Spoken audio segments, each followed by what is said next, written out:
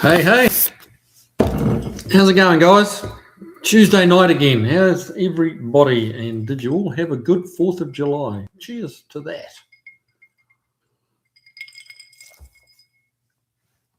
Now, who we got here? Beagle Bob, grab a drink and hit the like buttons, guys. It's Tuesday night. Yep, that's a good idea. Good evening, all except Kev. Just free mess at Tavo. Hey, welcome along, bud. Glad you're here. David Tyree, welcome along. Andy Nickel, look at you. You're on time. Well done. Well done. All right, so what's been going on, fellas? What's going on? It's getting hot. I know that. Next week, we're meant to be solidly in the mid to high 90s, which is going to be miserable. But what you going to do? Now, Lane Conley, welcome along. Good to have you here. Paul Funk, good evening, everyone. Don't forget to hit the like button. No, that's very good. That's true. So, what's new in everyone's world? Did you all who got drunk and embarrassed themselves on the 4th of July? Anybody, or are we all too old for that shit these days?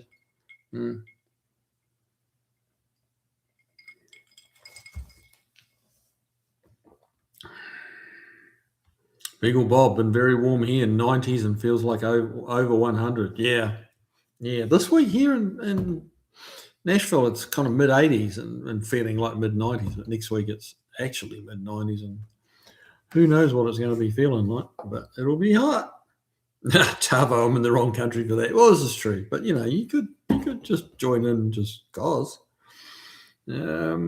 Paul Funk, 101 degrees and 13% humidity. That's pretty dry, though, isn't it? It's that dry heat they talk about. It's humid here. Mark the Coronet guy, Coronet and more guy. Hey, guys, good evening. Welcome along, bud. Beagle Bob, fresh blueberry pie and a glass of whiskey was as wild as I got on the 4th. Fresh blueberry pie. Yeah, that sounds delicious. Quite partial to blueberries, I have to admit. Namad, chur from the deep south. Chur, that's a real Kiwi expression, isn't it? So we've got an Aussie and some Kiwi. Well, you've got a Kiwi here, obviously, but we've got a Kiwi tuning in from Kiwi land and David Tyree, of course. So that's 3. We got 3. Brad Eastman, another Kiwi. Welcome, everyone. Hope all those mainlanders are faring okay. Oh, what's happening down on the mainland? Mike Oxlong, welcome along. Good to have you here. Charles Dalton, welcome along. There's a few of us in here now. It's good. It's good. Namad, I'm from Invercargill, I mean. Yes, they still call it Invergiggle. I'm not sure. I've been to Invercargill a couple of times. 3 or 4 times on rallies down there. They used to have one of the national championship rounds down in Invercargill. It's certainly about as well, other than that Stewart Island. Is it Stewart Island? Yeah. It's a bit hard to go much further south.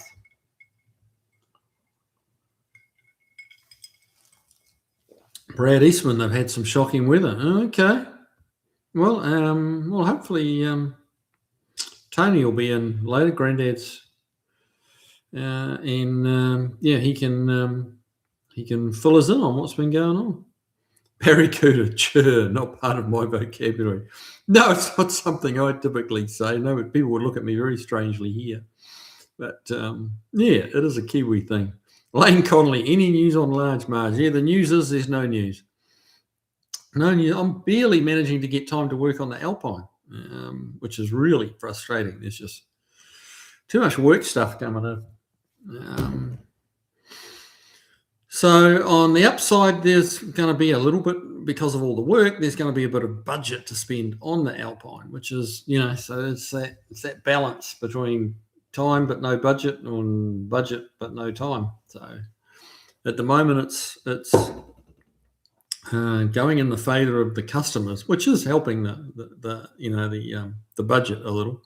So, but we've got to kind of bring it back over to centre a little bit, give me some more time.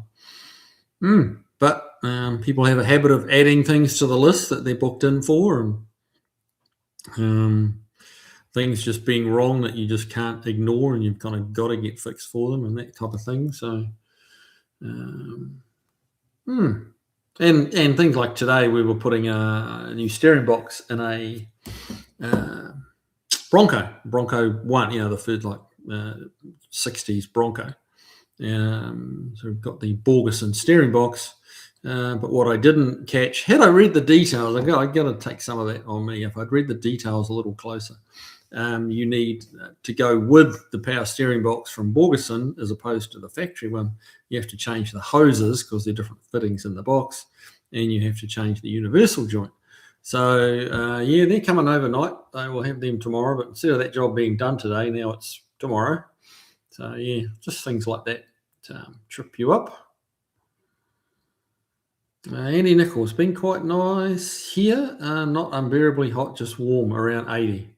Yeah, 80's about it for me. It's about as warm as I need it.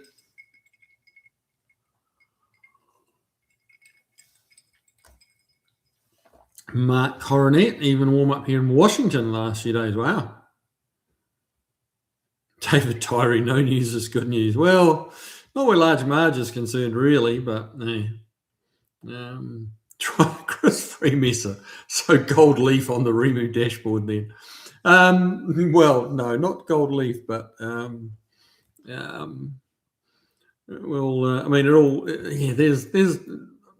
a reasonable amount of money to be spent on that car yet. It's and then when you factor in all the interior, because it's all custom interior, it's all got to be. It's all kind of, you can't just order it off the shelf for them. There's a little bit of money to spend on that little car. But hey, at least I have it now, so can't complain. Mark Coronet, love the Alpine videos, Kiwi. Well, good, thank you, man. I'm glad you're enjoying them. I'm enjoying building the little car. It's I mean, they always do frustrate you at times to some degree, because they, when it's as custom as that is, there's a lot of thinking to do. So it can be a lot at times, but it's that's what makes it extra special at the end, Paul Funk, 104 forecast this weekend. Even the rattlesnakes stay inside. Well, that's not so bad. Me and snakes don't really get along. Not a fan of snakes. We don't have them in New Zealand, and that's certainly a plus for New Zealand. That's one in the pro column for NZ. No snakes, no big cats, no bears. Nowhere near as many things to kill you.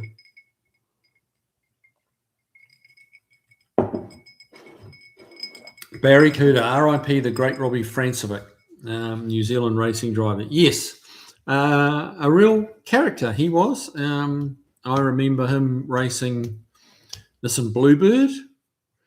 He's raced a bunch of different cars in a bunch of different classes. Was a car dealer up in Orewa, in just slightly north of Auckland. It's really part of Auckland now, Orewa, but he had a Nissan dealer. I think, pretty sure it was a Nissan dealership up there. But he raced a Turbo Bluebird for a while, and lots of things. That big, he raced a big Ford Galaxy. Was it a Galaxy? A Custom Line. Custom Line. I think they called it the Cust Taxi because it was compared to a taxi, but it was a Ford Custom Line, I think, from memory. But a character, and it's a sad loss. Sad loss. He's definitely one of the pieces of history in New Zealand motorsport. Charles Dalton, it's been hot and humid, the kind where I walk to the mailbox as a cause for a shower after. That sucks. But I know what you mean, man.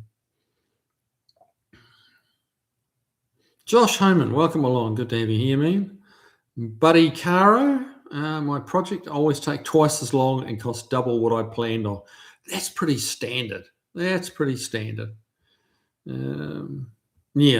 And you're actually probably, if you're just going double and double, you're not really doing too bad. Tavo, Mr. Volvo racer, indeed, yes. He raced Volvos with quite a bit of success as well. Now, what do we got? Beagle Bob, have you ever heard of redhead steering gear? They are the most common suggestion on the forums I look at for my F350.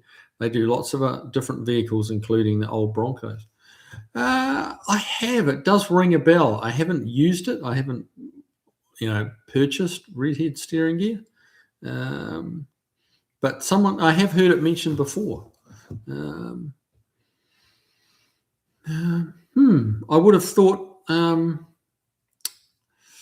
when I was looking for a box for this Bronco, the option, other than look at the brand new one from Borgeson, was a Lears one. Lears do a lot of steering stuff, but I haven't had great success with Lears. They're not. I don't think they're as good as they need to be. Really, I'm not a huge fan. And when that was the choice, it was like, and surprisingly, there was like $3 different. It was nothing difference between a remanned Lears one and a brand spanking new Borgeson one. So that really wasn't a tough decision. LVG, welcome along, man. Your namesake SVG's been doing really well.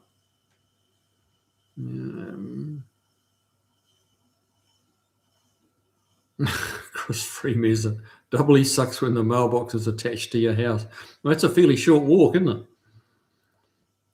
Tavo, he raced the Volvo at Bathurst in the 70s or 80s, which looked promising for some time. Yeah, they were pretty. Was that the Volvo wagon or the Volvo? No, I can't remember what he raced. It was the British touring cars they raced the Volvo wagon. I think it was a Volvo sedan or two-door that they raced, that Francovic raced. Matt Kennedy, how far ahead do you plan the design details of the Alpine, or do you adapt as each section comes together? How far? That's a good question, actually. I do think a fair way ahead, just, in my times when I'm just pondering and just looking, and then, I go 2, 3, 4, 5 steps out and start trying to just start to formulate ideas, and then as you creep up on the jobs, you kind of got to start thinking a bit harder.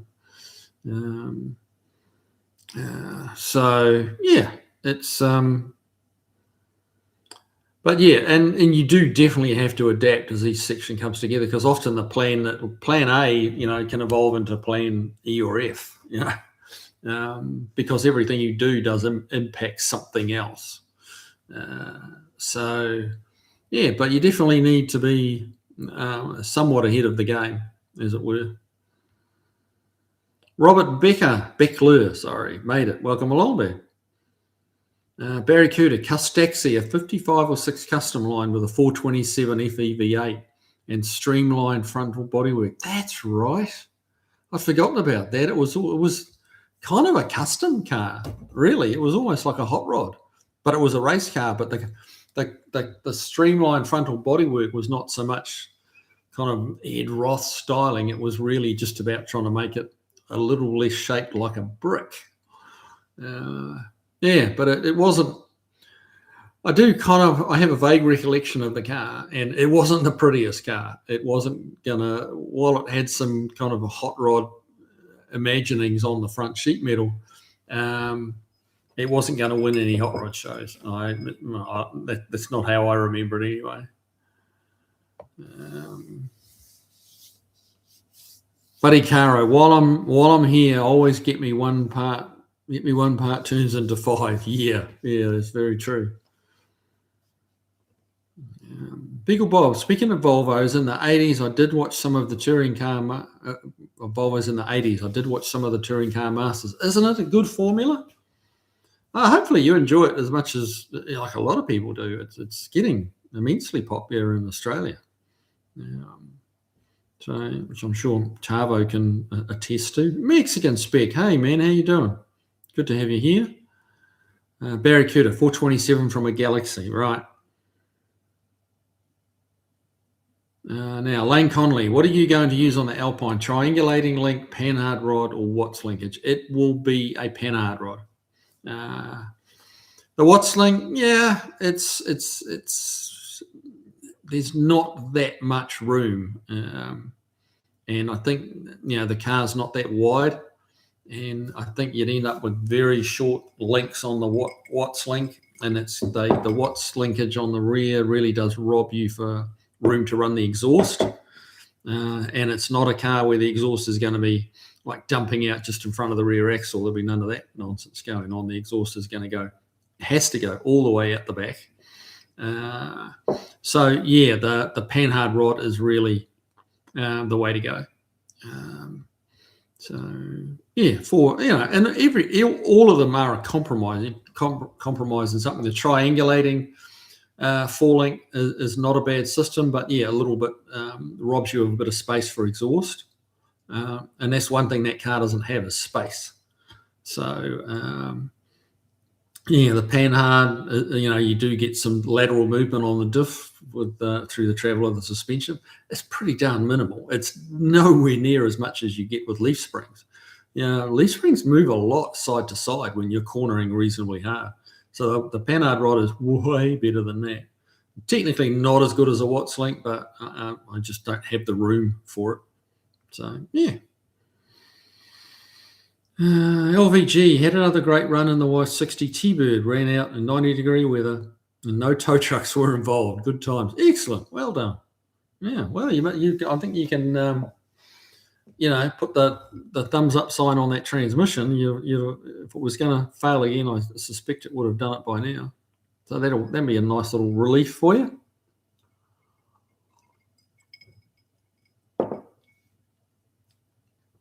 Paul Funk, I've been to Florida and Texas in July and don't think I could ever get used to the humidity. Yeah, I've been to Houston in July, and man, you need gills to breathe there. It's so humid. I haven't been to Florida in July, so I can't comment on that. But Houston is coastal, and that's very, very humid. It's just wild. Charles Dalton, I recently replaced the gas shutoff valve on my Model A. Everything fit and went perfectly. Now I don't trust it. It was too easy. There must be something wrong.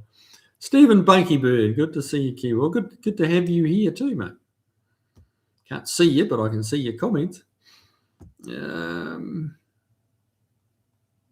Now, Speedy G, 289. Hi, Kiwi. It's been some time since I've checked in. Well, good to have you back, man. Excellent. Thanks for dropping by. Beagle Bob, it was a good watch. Nice and short rounds, easy to follow. Yeah. And pretty aggressive racing, given that the rarity and value of the cars that they're beaten on. It's pretty wild. Tavo, like I said before, don't let anyone discourage you from doing that quick 6-week car resto. Those 8 months will be the best 10 years of your life to look back on. Yeah, that's a good one that's been doing the rounds, isn't it? And it'll be start out as a $2,000 project and 10 years and 20 grand later. Indeed. Overbuilt Automotive. Hey, welcome along, man. Good to see you. Mexican Speak, did Kiwi see my greetings? I was out getting more water, which I do many times a day. Yes, I did. I said, welcome along, Mexican Speak. Good to have you here. So you must have missed that. But yeah, I did.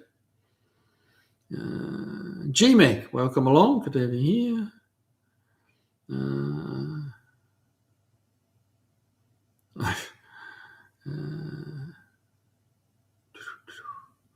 Lower man, yes, sir. Humidity and mosquitoes the size of sparrows. Oh, not for me. Barracuda, I think the Custaxi ended up being owned by Croydon Thompson of Thompson Engineering in Otahu, or Otahuhu, yeah, you pronounce it. Just interested if you know of that prominent New Zealand rodder. Yes, I do.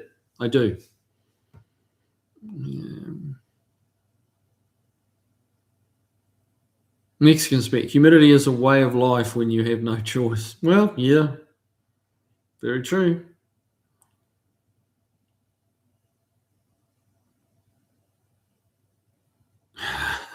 Chris Freemason, Mexican Speak, you have a choice. House across the street is for sale. Move up here to New York. I'll teach you how to shovel snow. Well, there you go. Yeah. That would be a shock, wouldn't it?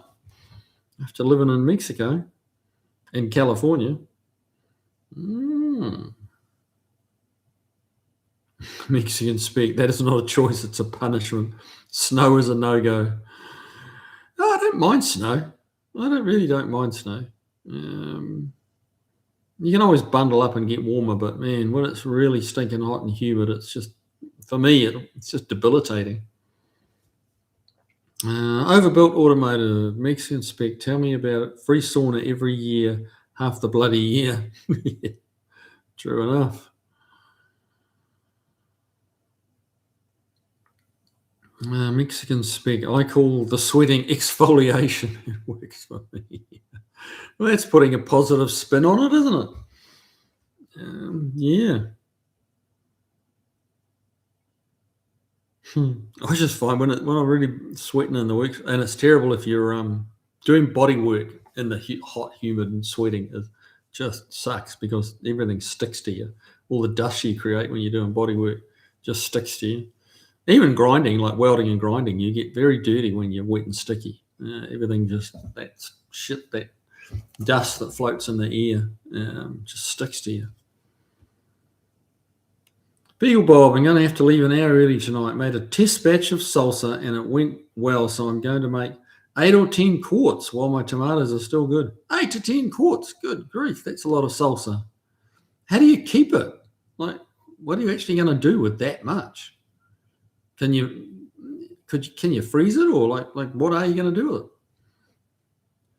He says, thinking, I really like salsa, but just saying. Robert Becklin. Snow keeps out the riffraff. Oh, is that how it works? I wasn't aware of that. Okay. Mexican spec. I don't know what those are. I don't think we have them here. Uh-huh.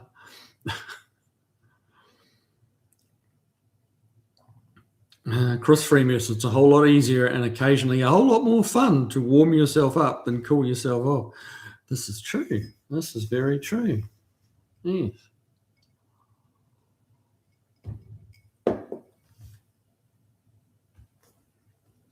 Buddy Caro, very good point. I hate the snow. The road treatment they use rusts your car away. Yeah, it does. It does. Yeah, we're lucky enough here in Tennessee that we maybe get it once a year. I think once or twice we've had it twice a year here. Or snow snow that doesn't just melt as soon as it hits the ground anyway. So they don't put a lot of salt on the roads, if any. They put a lot of sand and grit and stuff. And like usually the snow's only down for a week at best, and so you can keep your car. Use the least desirable car you've got to get around if you have to. Beer Rose Garage, welcome along, mate. How you doing? Good to have you here. Mexican spec, a lot of snowbirds move to Florida permanently. They adapt. Well, yeah. Hang on.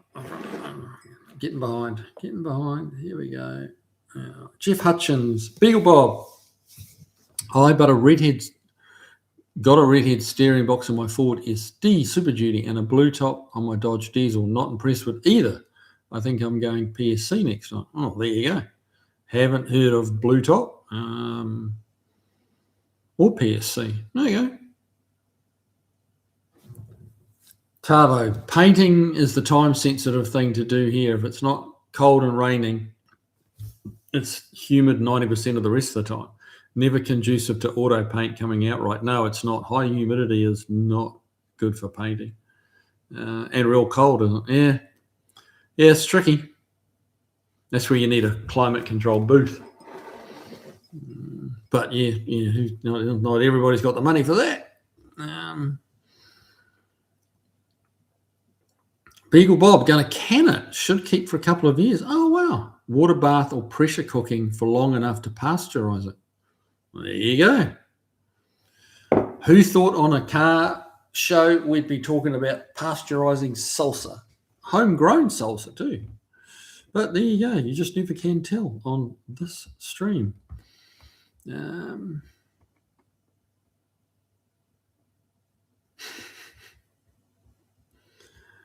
Overbuilt. You all might have them in the wooded parts of Mexico. Sasquatches are everywhere. Gee. John Wilburn, hey, welcome along, man. Good to have you here. How you doing?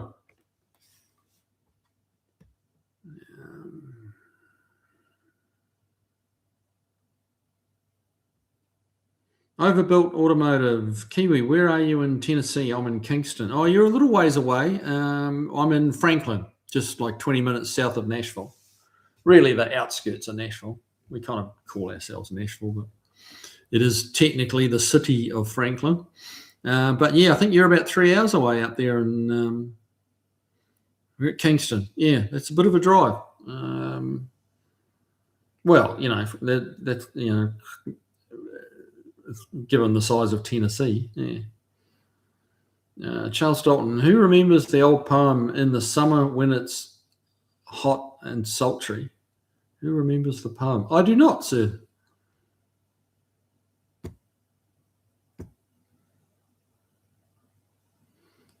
Barracuda, I've got a pair of Thompson Engineering sprint wheels, 14.9s, and I've heard that they are sought after and valuable. I must polish them and find out for sure.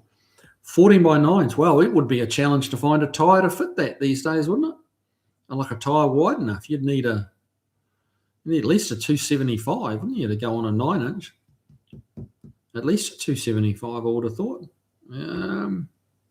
That's a big wheel for a 14.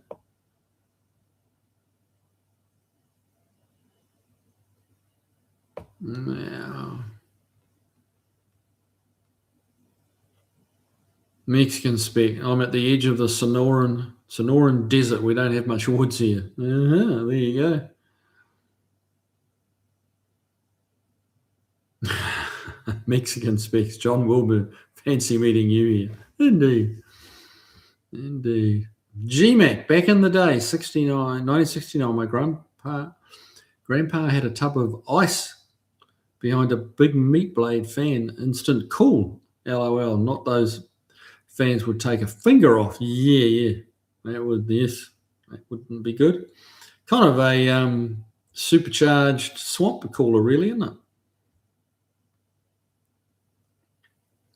Beagle Bob, good to know, Jeff Hutchins. I tightened my factory one half a turn a few months ago and it's going to last me for a while. There you go. The factory ones are usually not bad. Buddy Caro, I'm in Boston. There's more salt on the road than McDonald's fries. Oh, no. Yeah, I would struggle to live on those heavily salted places. It would just break my heart to see the car evaporating in a matter of, 5 years? They're done, aren't they?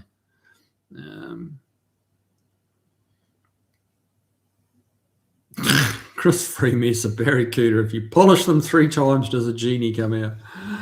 Yeah, well,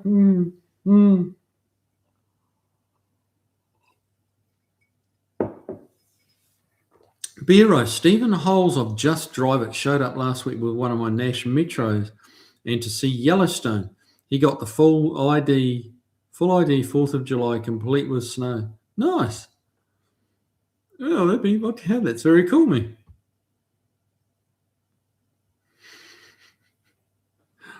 Buddy car, Mexican spec. Ooh, that's a lot. Mate, the salt's the best part of the McDonald's fries.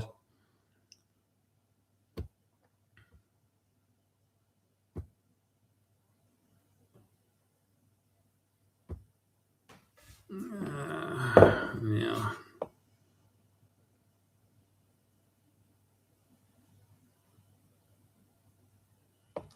Josh Homan, it does if you need to go to the doctor because the heat is affecting your mind. Mexican spec, Barracuda, the state north of me is Sonora, Mexico. Okay. Robert Beckler, never had bad homemade salsa. Actually, Mrs. K makes pretty mean salsa for a Kiwi girl. Yeah.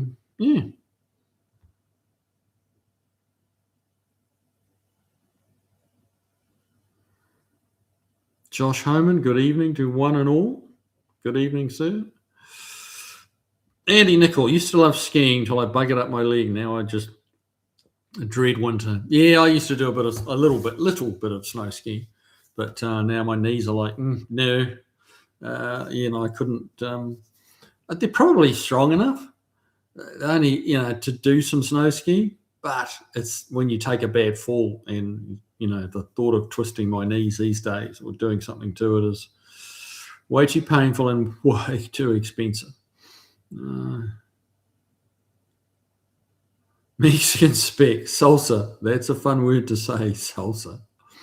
There you go. GMAC, Kingston, you're near Paint Rock. I haven't heard of Paint Rock. There you go.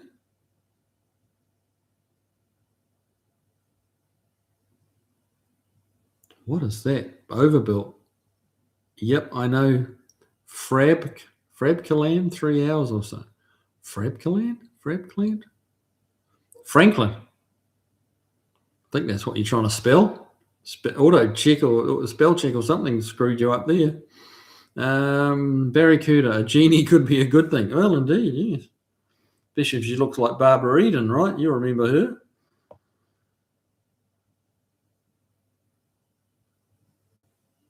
Now, Jeff Hutchins, I for one was pretty impressed with the American 250 celebrations. The 30-minute wall of fireworks in DC was crazy. The drone display was mind-blowing. Japan and England even celebrated. Yeah, it was pretty wild. Germany and some other countries as well. Oh, I didn't realize that. Wow. Mexican spec. Swamp cooler doesn't work where I am. The humidity is too high here. Yeah, that's the trouble I have when it really starts to get as next week it won't really work that well. When we get into the 90s and the humidity goes up with it, yeah, the swamp cooler just doesn't cut it at that point. But yeah. Mexican spec 94 with 53 humidity, right? That's a little unpleasant, I got to tell you.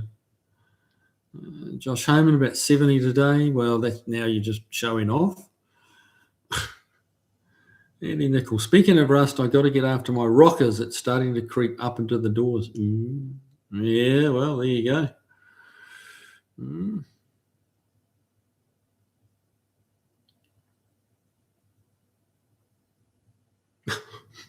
Mexican spec. I get the fries in a chocolate shake. The shake gets rid of the salt when you dip the fries. That just doesn't work for me. Like dipping fries into the shake seems just wrong to me. I've seen lots of people do it, but it's like, oh no, in my head that's just wrong somehow. But that's just me. I'm weird, Kiwi. Robert Becklow, I've got a 2000 Chevy Venture I pull out after the first snow here in Minnesota. Driving my old cars is not an option. No, fair enough too.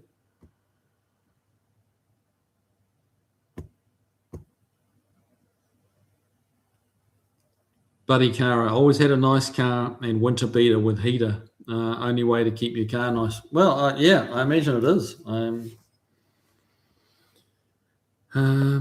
Yeah, I wouldn't want to take any of my, special cars out in the salt. Put too much work and too much money into them. Barracuda, I've got a 265 tyres on a 15x9 US Indy mags. They're an ideal fit. Okay. There are some wide 14-inch tyres available. Man, there's just really nothing available here for 14s, but I must admit, I haven't looked for anything quite that big. But yeah, 265, 275 on a 9-inch is about where you want to be. GMAC, my friend and I got back from Atlanta. He bought a 72 Roadrunner with a grabber hood. It looks new restoration. What motor oil do we need to pick up? I think it needs zinc. Yeah, I would use, you definitely either put a bottle of zinc additive in it.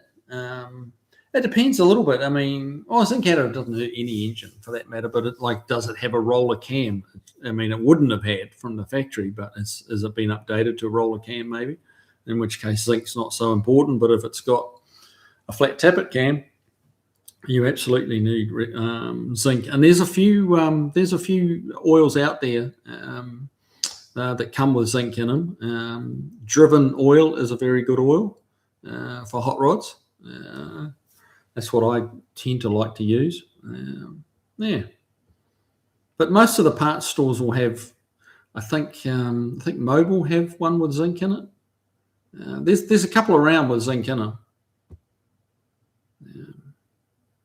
But yeah, definitely go with zinc. But you can pick up a bottle of zinc additive. Shouldn't cost you much more than about $10 if you shop right. So most of the oil changes I do at work, I throw a bottle of zinc additive in there.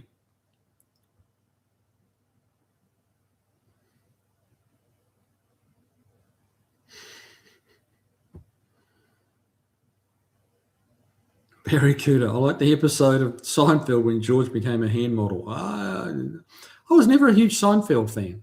Bits of it were funny, but I don't know, not a huge fan of it. David Torrey, Barbara Eden is still going. Wow, really? She's 94. Wow. Gosh. Yeah, I remember being quite the young lad, and she was the genie, and she was hot.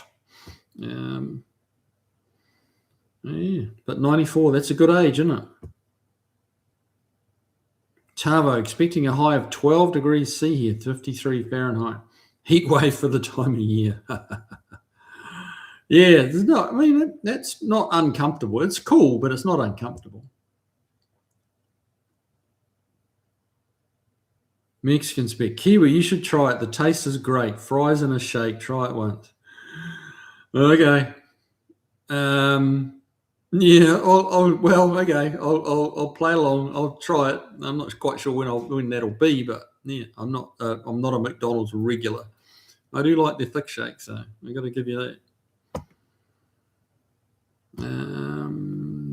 Yep. Shut up the page.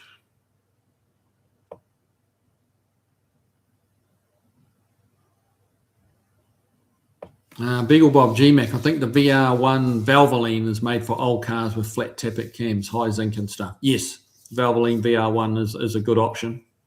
And yeah, plenty of zinc in it for flat tappet cams. Yep, good advice. Russell Finch, fresh-eared me. Fresh-eared me? Well, what do you mean, bud? Mexican spec, did the shortage of motor oil actually happen? I haven't heard anything about it recently. No, they were supposed to be running out of fuel on Aussie, weren't they?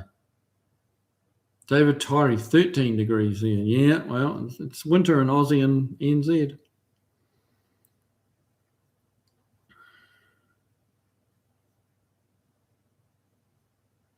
Beagle Bob, I've tried dipping fries in ice cream or shake. I prefer pie with my ice cream. I agree 100%. Blueberry pie or apple pie and ice cream. Hot apple pie and melting ice cream is very good for you. I think you should have it at least 3 times a week, personally. But Mrs. K doesn't agree. So what are you going to do? End of time. Driven is the best. It is a very, very good oil. Yep, I agree. It's a little pricey, but it's not like most of the hot rods we're putting that stuff in are not driven huge mileage. That oil will last you a long time. So Tavo, not many options down under for zinc. Some additives around, but Penrite do high zinc running in oil. 1540 for our old bangers. There you go.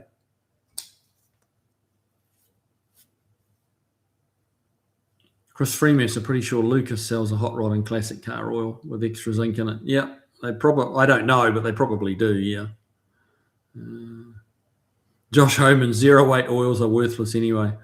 Yeah, they're using them in a lot of modern engines, but they're having issues.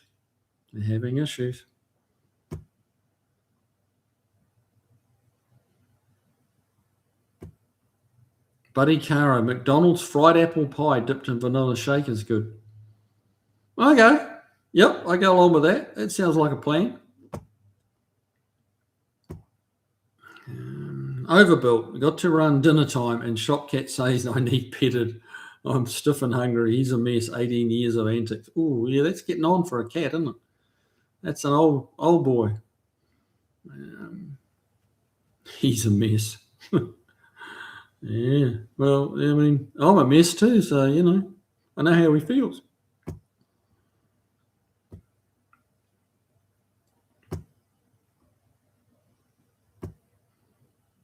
Mexican spec Barrows. I think they took the pies off the menu here at McDonald's. Oh, really? That sucks. Well, that sucks.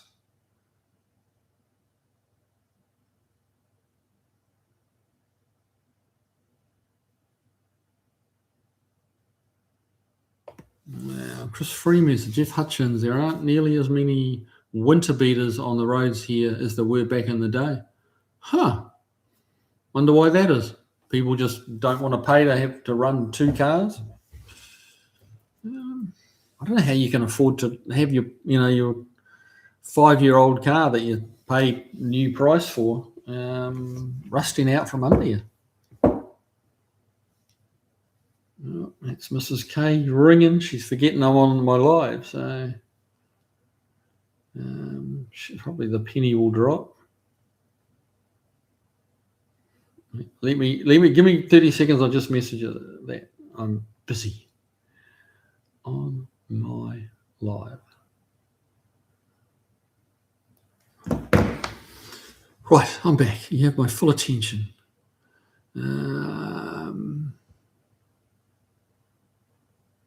Overbuilt automotive, McDonald's, gross, Bath.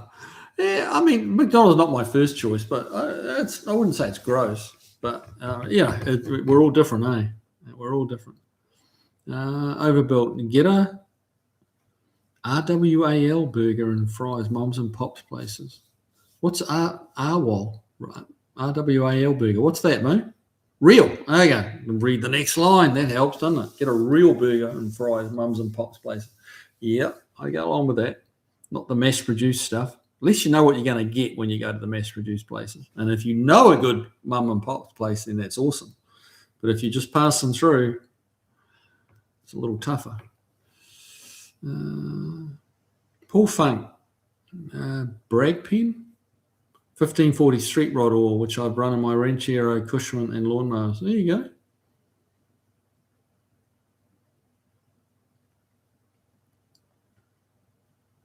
Mexican spec, overbuilt. I go there once in a while. Cars is much more expensive. Oh, really?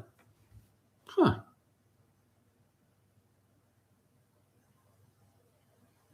Mexican spec. The mum and pop places here put stuff in the meat. I do not like that. What stuff's that? Probably shouldn't ask. Overbuilt. Last garbage place I was at was Burger King.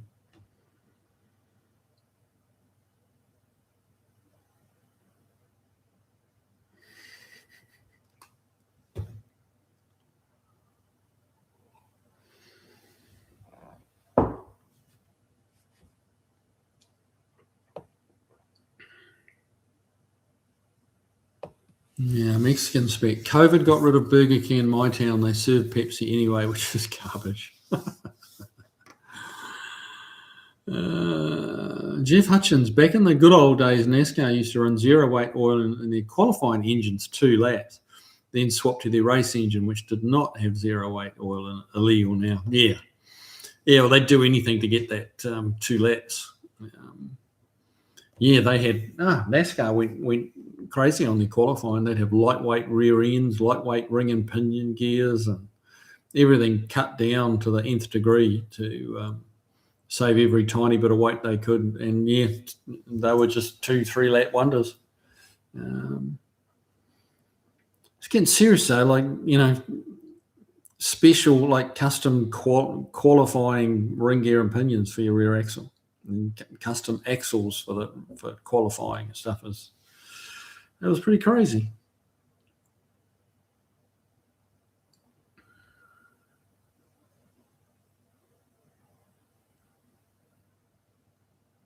Lane Connolly, the Tour de France's bicyclists are riding at 40 mile an hour and 100 plus temperatures for 120 miles, only in the low 90s in South Florida. I still need a ductless split system in the garage. Yeah, you would. 40 mile an hour and 100 degree temperatures for 100. Those guys must be fit, man. Holy moly. I don't think I can get a bicycle to 40 mile an hour down a hill. Let alone do it for 120 miles. That's bizarre. Beer Rose. Anyone still make a real mincemeat pie? German pickled venison, no raisins allowed. That sounds awesome. No raisins allowed. You shouldn't have raisins in a mincemeat pie.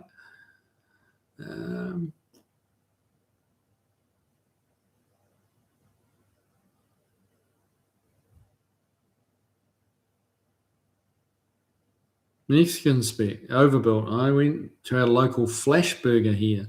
Yes, that's how they spell it. And there were green leaves in the meat. I'm not sure what it was, but it didn't go back.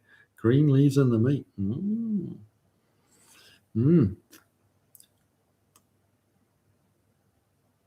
Russell Finch, I wanted to ask you a question. You know what it is, but I best not ask.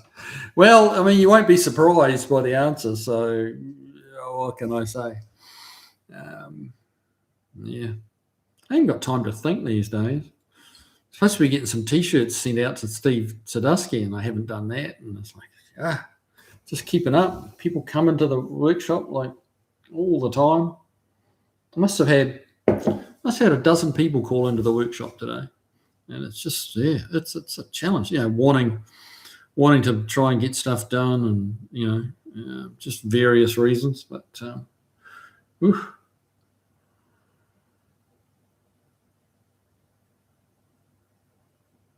no, overbuilt. You're out of here, man. Okay, well, thanks for dropping in. Always fun, and look after that cat.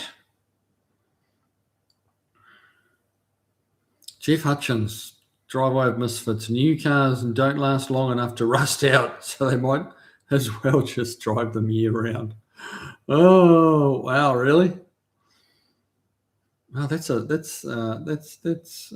pretty sad state of affairs, isn't it? Chris Freeman said, pretty much. I just undercoat the cars with fluid film annually to try and fend the salt off. Yeah. You don't just douse them with old engine oil and diesel. Isn't that the mix? Spray that around. Just keep banging that on.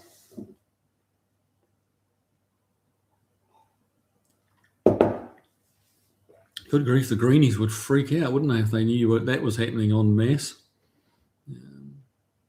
Because it just ends up on the road. You spray it onto the car, but ultimately it ends up on the road and down the drains.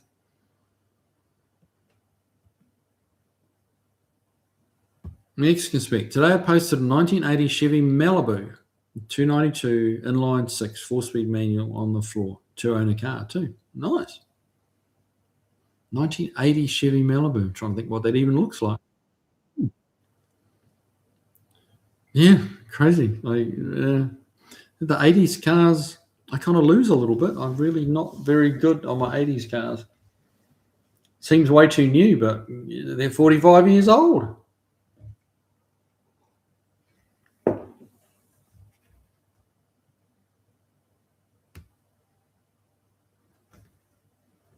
Tavo, now Mrs. K will join the live to get her message across. Yeah, quite possibly. Did she come back? No, she didn't. Oh, no, she said, oops, sorry. GMAC, I like Time Out Deli. They still steam the buns. Oh, really? Wow. Huh. Robert Beckon, Minnesota, the car washers make bank in the winter. Cars lined up all the time. We at least try up here, though rust always wins. Yeah, well, yep.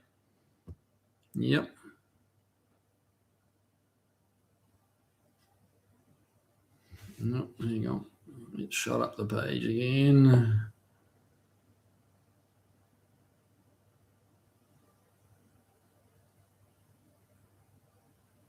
There we go. Jeff Hutchins, Bero's Garage. My grandma used to make mincemeat pies. There you go. Now tell me, Jeff, you're talking about minced meat pies. Is that like ground beef pies? Or like what? Because they also, like in New Zealand, you can, particularly around Christmas time, you can buy mince pies, but that's a fruit mince. It's like a ground up dried fruit that's sort of reconstituted somewhat.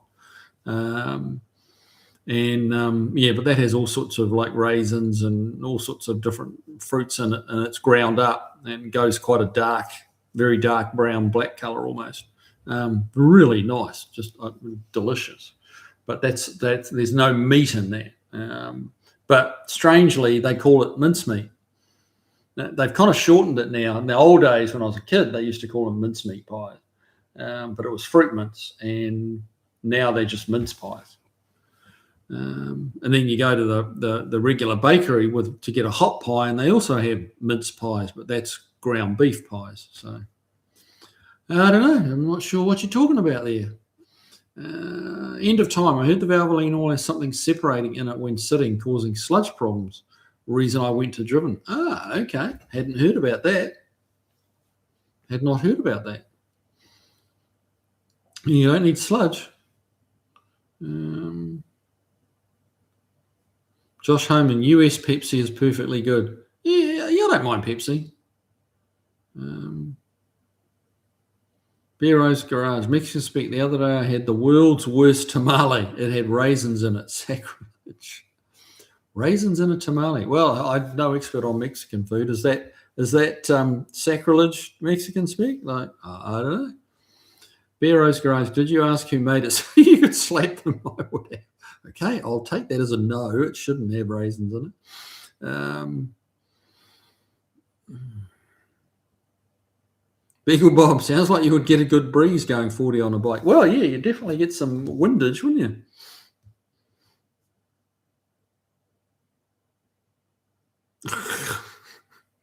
Jeff Hutchins, Mexican Speak, that was marijuana in the burger. They're trying to really hook the customers. Yeah, me an expensive burger.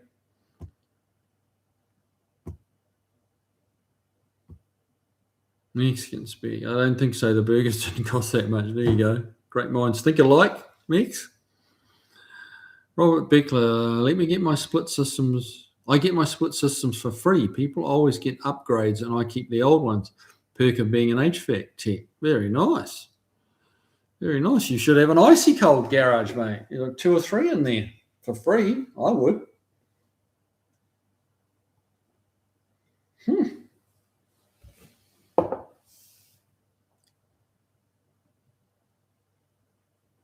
Tavo, bay leaves are a common sight in Aussie delicacy pies. Yes. Yep. Jeff Hutchins, raisins should only be in trail mix. I quite like raisins. Chocolate raisins, yeah. Give me a box of chocolate raisins, and we won't have it for very long. I quite like raisins. Overbuild, I'm back for a bit. Okay, what, the cat didn't want to know you? It got the pip with you? Didn't want any attention? Mexican Speak, HVAC techs keep pretty busy here around this time of year, as does the automotive HVAC shop. Yes, indeed. I'm getting lots of calls at the moment for air conditioning. And people are very sad when you tell them, hey, it's going to be 3 months before I can even look at it. And they're going like, but summer will be over by then. And I'm like, perhaps book it in for the middle of winter so that, when you've got to wait 3 months, it'll be spring and you'll have air conditioning rather than waiting for the middle of summer to try and get your HVAC. But people don't always think ahead. Barry Cuter, you can get BFG TAs in a 265/50/14 and Nanking. Popular brand in New Zealand is Vitor Galaxy, but their widest 14 inches 245. Also, I'm sure Avon could help with some wide 14s. Huh. Well, BFG's it's a big tyre here. It was an American tyre. I'm not sure that it still is. But a 265/14, 50/14. Wow. Don't think I've seen those here, but I might be missing something. Mexican Speak. I had to take my Durango to get the Freon topped off. It wasn't calling it idle. The shop topped it off for $15 US. Good grief. Wow, that's cheap.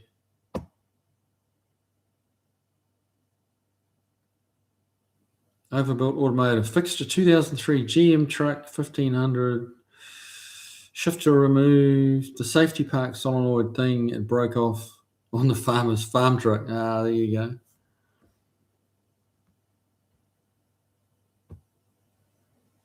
Oh, that's what you were doing when you dashed away. Oh, there you go. Oh, well, keeping people moving, man. That's the name of the game.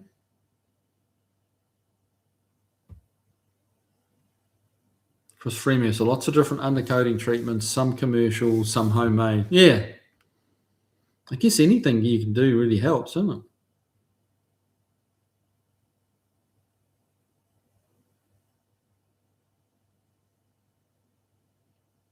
Robert Beckler, I'm on CA right now, but it's raining, so I made it today. I'm on CA?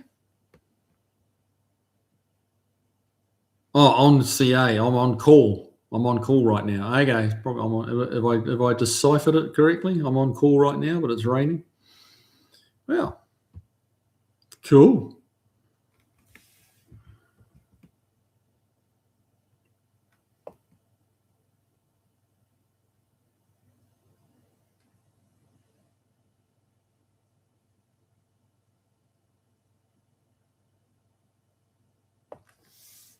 Now, Tavo, back in the 80s was a good time. We used to get 265.50 retreads for about $40. No casing exchange. Wow. No, Chris Freemasser, the Duke of Dunedin. There you go. Dino. Yeah, he's missing, isn't he? How long did those retread 265 last on the back of your Valiant, Tavo? Not very long, I'm guessing.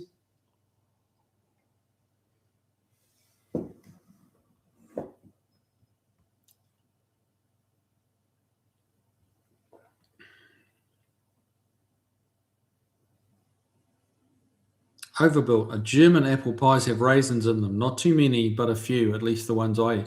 Yeah, that's pretty common actually. Raisins in apple pies.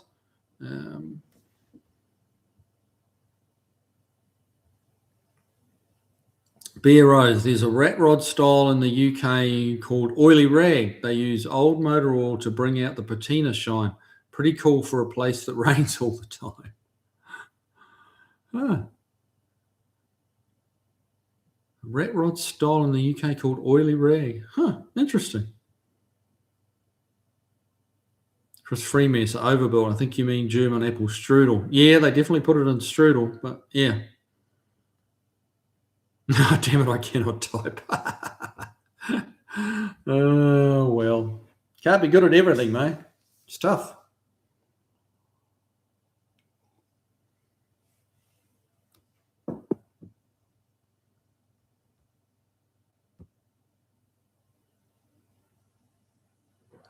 GMAC, the Apple Valley Red Barn in Townsend has homemade fried pies.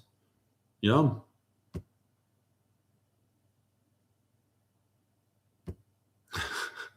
Jeff Hutchins, sour cream and raisin pie shall never cross these lips. I agree wholeheartedly. What a strange pie.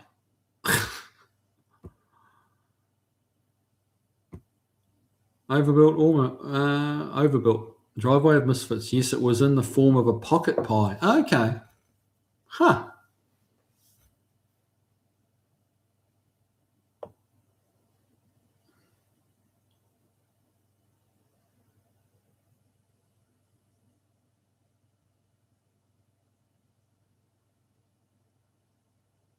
Okay, Barracuda. I bought a pack of them recently. Not as good as they used to be. Okay. My keyboard needs a new cable. Beer Rose. Out here, traditional mincemeat is made from German pickled deer meat and rhubarb and other spices. Good grief. Really? Huh. German pickled deer meat and rhubarb.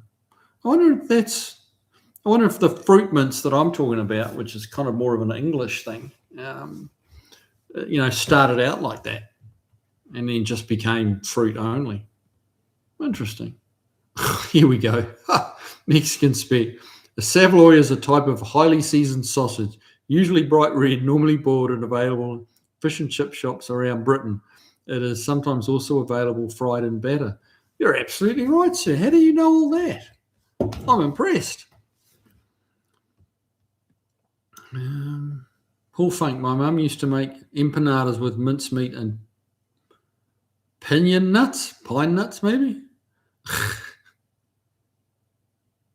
Mexican speak. During the summer, Kiwi hire an HVAC tech just for the extra work. Well, yeah. Finding anyone to hire is a challenge. Jeez, let alone as specific as an automotive HVAC tech.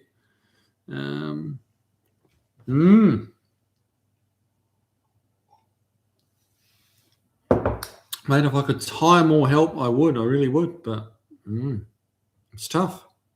Now, Chris Freeman said, Nankang tyres are pretty decent.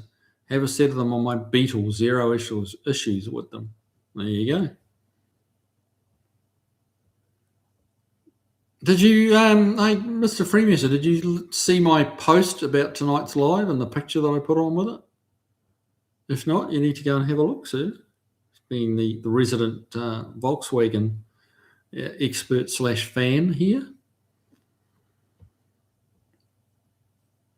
Jeff Hutchins, mech spec, probably R12 too. Yeah. Had some guy ring me up the other day wanting to know if I had any R12. He was just trying to buy it up. Whatever I had, he'd buy, but I didn't have any. So.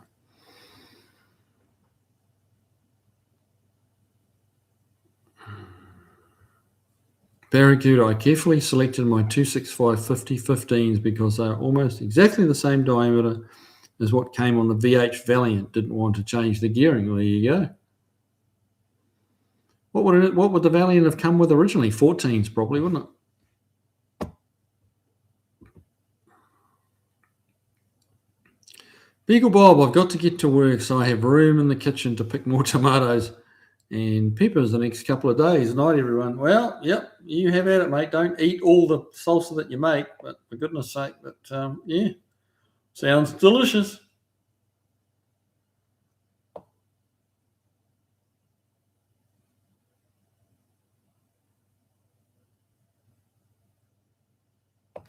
Now, Mexican spec, no, it's a 2000 model R134, I think. Yeah, I would expect so. But he has R12 for my older cars. Wow. Pretty scarce these days.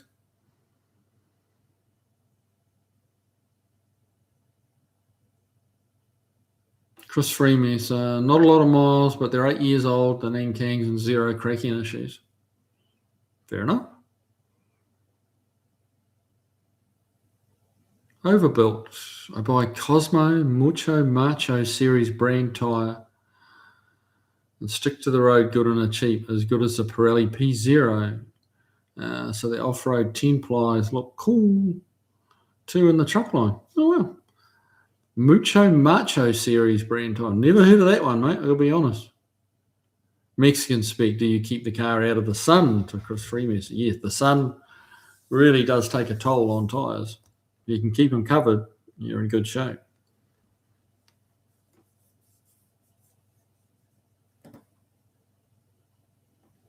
Jeff Hutchins, I heard R12 is a big smuggling item from Mexico. That's an interesting one.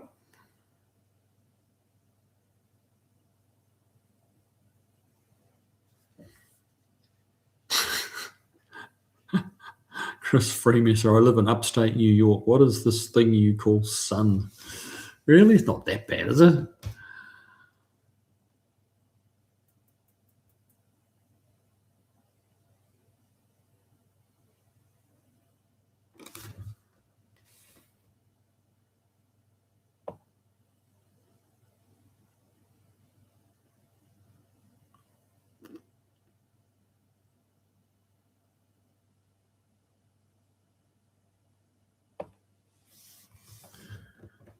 Very cute. I think Coca and Tennessee make BFG TAs now. Expensive though, especially here.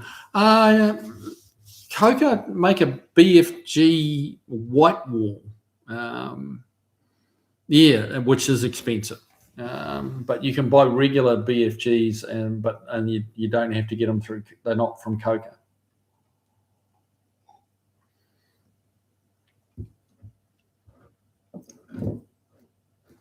Jeff Hutchins, Coca stuff is dollars. Yeah, it is. It really is. End of time. It was some of the anti-wear properties in the valvoline separating, causing sludge, blocking oil pumps and things.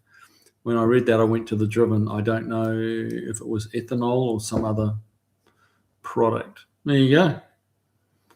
Yeah, that's expensive. Side effect. Yeah, if it blocks the oil pump. Ooh.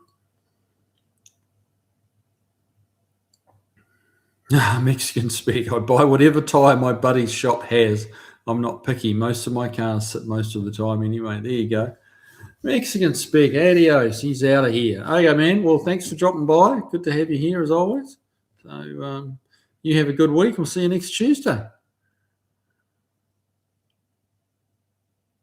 Andy Nickel just finished the Tolex vinyl on a guitar case, top only. Turned out quite nice, although trying to get the old binding around the edge to hold was challenging. Interesting. Do you do videos on that stuff, Andy, or you or not?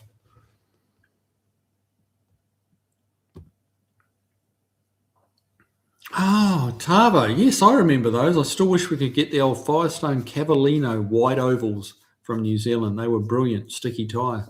I remember those tyres well. They were like the thing. And I think they made like a 235 something profile 14, and that was quite a big tyre. Well, we thought it was at the time. Yeah, I remember those.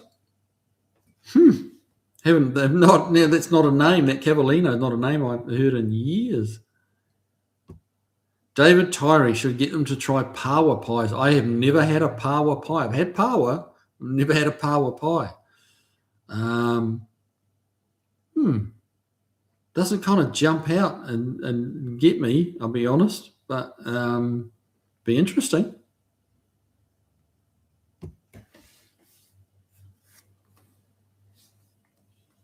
Jeff Hutchins, never had problems with Pennzoil in 37 years of using it. I think people get biased against a brand and go crazy with it. Yeah, people definitely have their favourites and they swear by it, but yeah, that's people.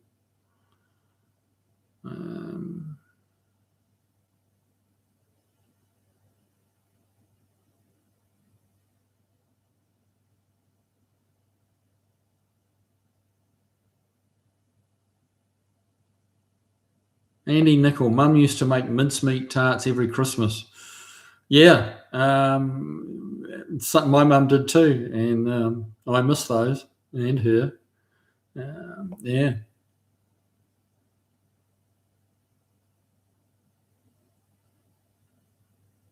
Yeah, what do we got?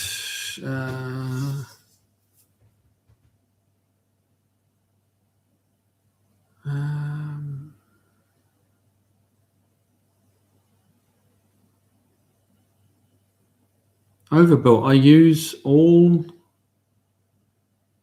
balance beads, no lead weight work on my IS 300 Lexus. Great. Okay. Not sure what that is. Balance beads? Not familiar with that, mate. Janny Boyd's in the house. Welcome along, sir. Relaxing with a small glass of Patron Silver. Very nice. I knew what you meant. Yeah, next line, silver. But I knew what you meant, mate. Brad Eastman, pies were traditionally made with meat that was going bad. Fruit and spices were added to hide the bad taste. Oh, wow. Really? That doesn't sound anywhere near as appealing, does it?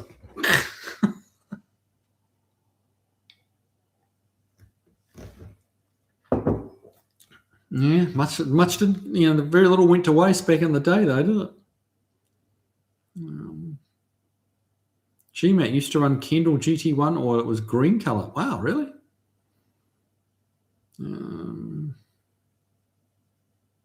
Chris Freemesser, I just looked at the post. The bodywork for the Alpine has taken an unexpected turn. Yes. How very observant of you, sir. That's funny. Yes, a little bit.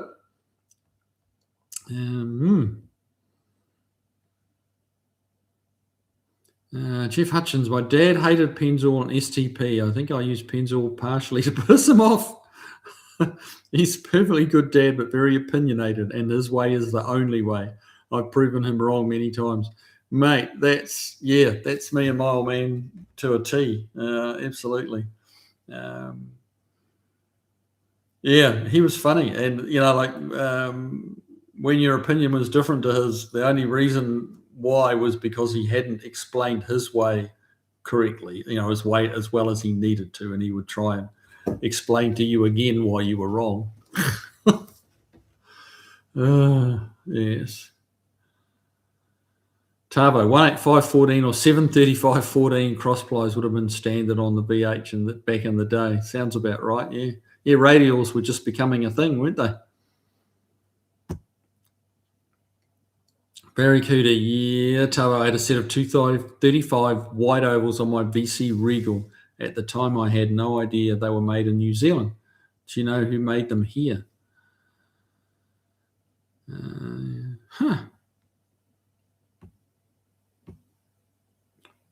Chris Freeman, my father was a chemist. He once said Pennsylvania oil was superior because it turns to ash when burned. Other oils turn to sludge. Don't know if he was right or not. Wow. Okay. That's an interesting concept.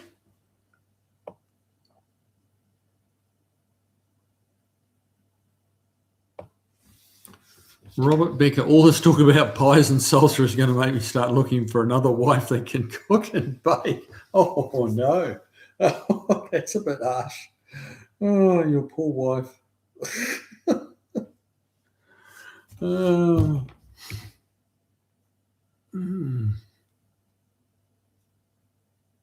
Danny Boyd, ash is just very dry, light sludge. Okay. Chris Freeman, so Robert Becker, if you find one, see if she has a sister. Well, I got to tell you, Mrs. K is a pretty darn good cook, so I don't have that problem.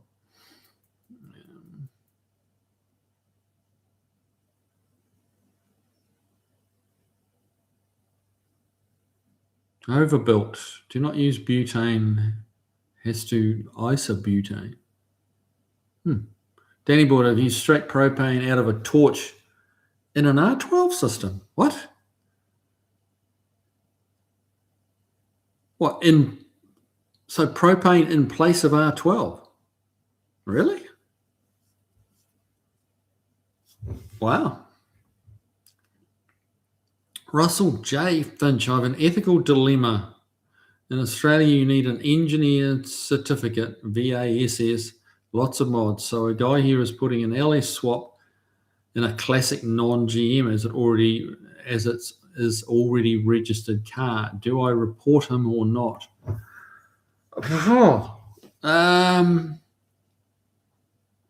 So is he just doing it for himself?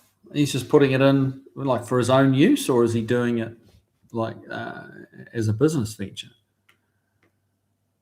He's just doing it for himself. I would say, yeah, let sleeping dogs lie. Like if he's doing it for himself, unless he's doing a horrible job, I'd be probably just leaving him be. But if he's doing horrible work and making a mess of it, and he's going to create an unsafe car that's going to take someone else out, then yeah, you got to report him.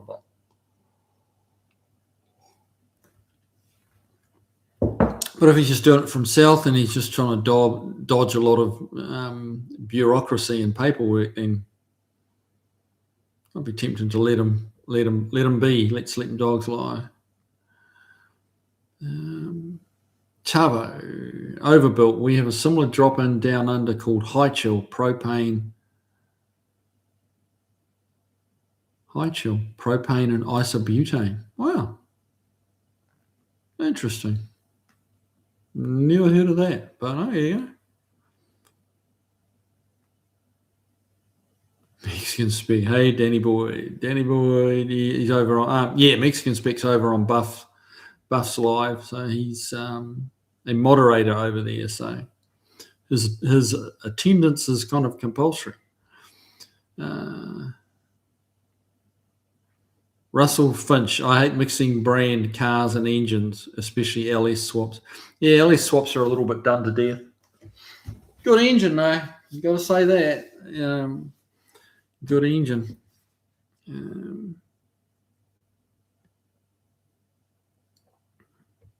Andy Nickel, no, I should make videos, but I don't have time to get through the customer work waiting. Yeah, that's a problem. I could make more videos than I do, but some days you just kind of got to get on with it, Like it just the extra bit of time and thought away from what you're actually doing to try and make a video that's worth watching. Just adds that time to your day, and it can be a little hard.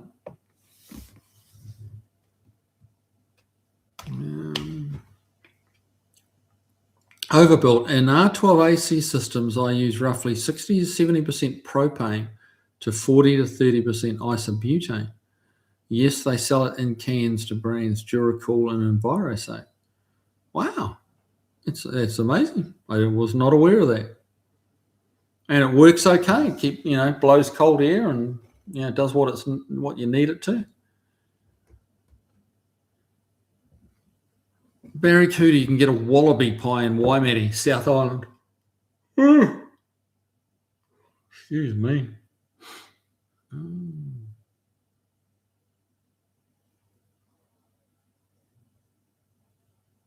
Yeah, overbuilt. Earlier I typed out the formula wrong. Straight propane works too, but the isobutane super charges the cooling, freezes ass off.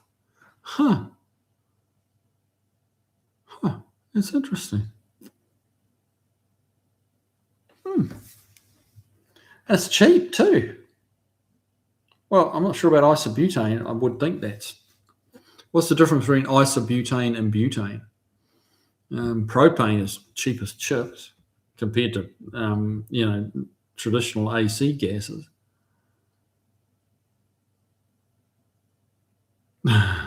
End of time. Driven racing oil is green. I forgot about it and thought I had a coolant problem. Yeah, that would give you a little moment of anxiety, wouldn't it?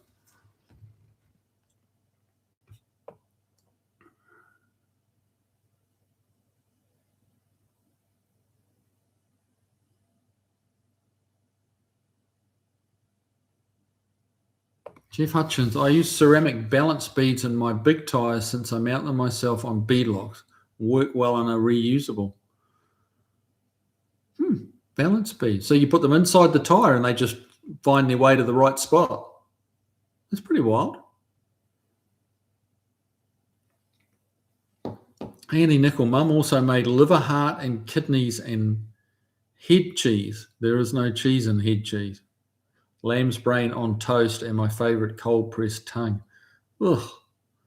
Okay, we'll have to agree to disagree on that one. I'm not a fan of the organs, I'll be honest.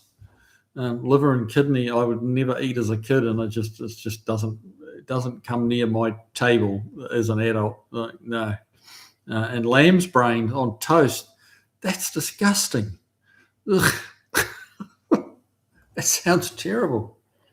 Oh, to me anyway.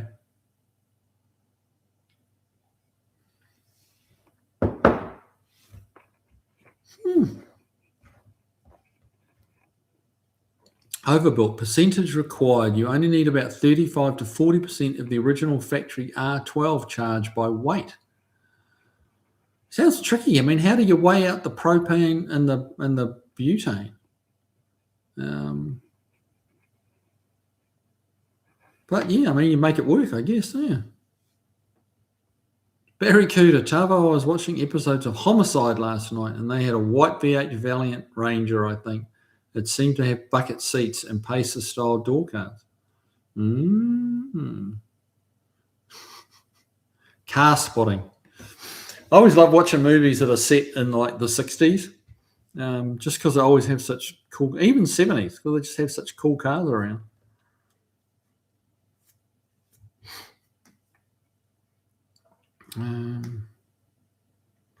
Tavo, I'd rather continue eating the rubbish I'm able to cook than entertain the idea of sharing the house with another female.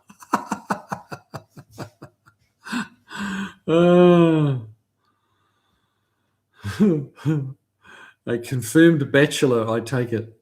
Fair enough too, mate. I get it.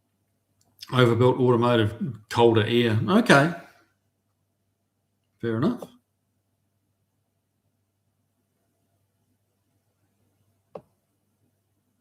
Jeff Hutchins, Andy Nicol, my grandma lived through the Depression with a single mother. It affected her choices and life forever. She's 97 now, but has dementia. That's a shame. Sorry to hear that, man. Dementia is a cruel disease, very cruel.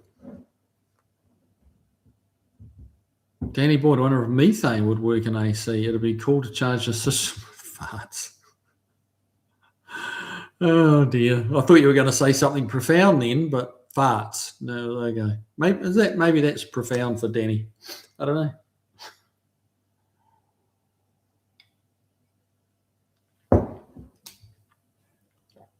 GMAC, my old neighbour used to make a mill pie cornmeal and Cairo syrup. It tasted like pecan pie. Wow. A mill pie cornmeal. Interesting.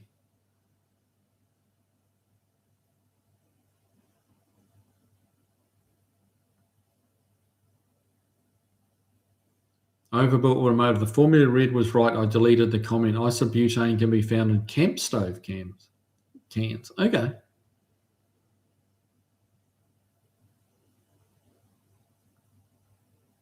Jeff Hutchins wouldn't want a leaky fart-powered AC system. Fair enough.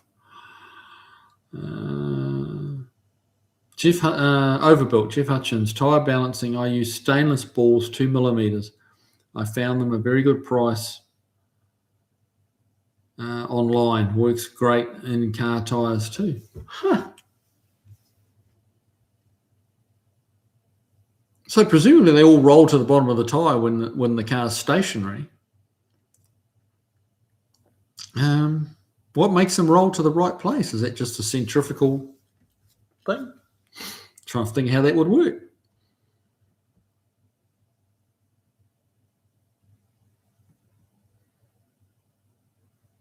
Robert Beckler, do you cook the lamb's brain? Well, that just made it even worse. Like raw lamb's brain? What would possess someone to put that in their mouth? Really? Ugh. Bear Rose. Don't know about wallabies, but I'm glad to see that Australia has opened up on kangaroo harvests again. Strongest workable leather on the planet is a good old roo. Really? Huh. Well, I mentioned it would have to be pretty tough in the outback. Huh.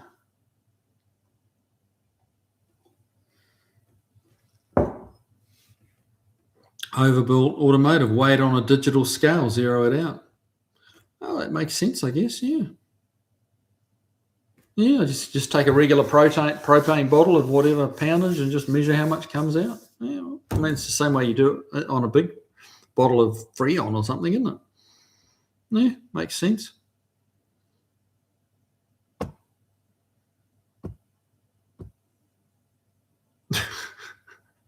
Danny Boyd, I alley swapped a ceiling fan last week. Sounds like a Tim the Toolman Taylor trick, that one. Yeah, I wouldn't be surprised if it's been done, but hey. Jeff Hutchins, I don't eat anything from the head or gut pile knowingly anyway. I agree. That's me too, but yeah, there's just nicer cuts of meat. Like, why would you eat liver or kidney? Like, you guys know what the liver and the kidney does, right?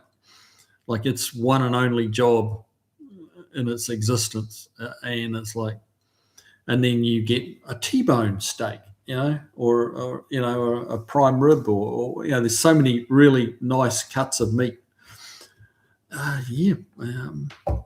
Eating that offal is what I call it. The offal, which is really the gut, not so much the head, but the gut and the offal cuts are. That was a thing, and they were sold and consumed readily when food was a lot scarcer than it was, particularly like war times and things like that. Like and earlier, where food was properly scarce and you ate whatever you could. But these days, that's not the world we live in today. And I'm like, no, I just don't need to eat liver and kidney and organs that filter your blood and filter your urine and stuff like that. Like, no, not a good pie in my book, but hey. I have been told I'm a fussy bugger, so by someone who's not with me tonight, but did phone in earlier. Yeah, enough said.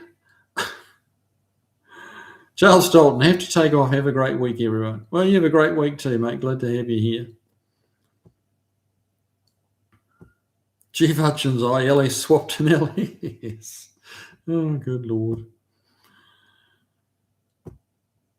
Brad Eastman, I've tried a few things, but you lost me at lamb's brain. I couldn't agree more. That's like, and then raw lamb's brains? No, I'd be scared I'd get some disease, some, what was it, mad cow or mad lamb's disease or something. I don't know.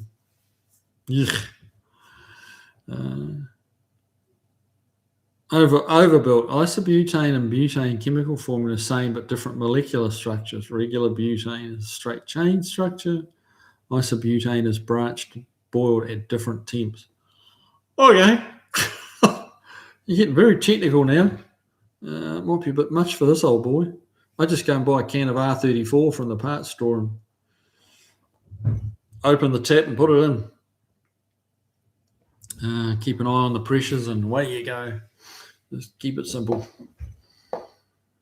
Jeff Hutchins, women, you can't live with them, you can't. Well, the rest of that saying is not true. Yeah.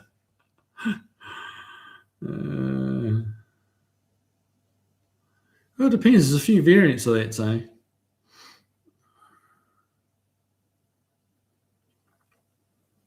There's another saying one guy told me years ago, and it made me laugh, and that was his theory on women and wives and stuff was save yourself a lot of time and money, find a woman you hate, and buy her a house. And then you've got it out of your system. Still costs you a lot of money, but it'll be less.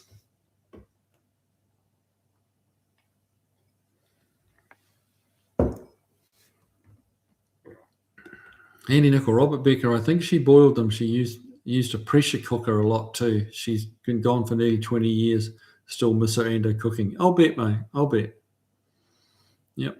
Yeah, pressure cooker is an old school cooking system too, isn't it? You could cook the toughest piece of meat, whatever animal it was from, in a pressure cooker and make it tender.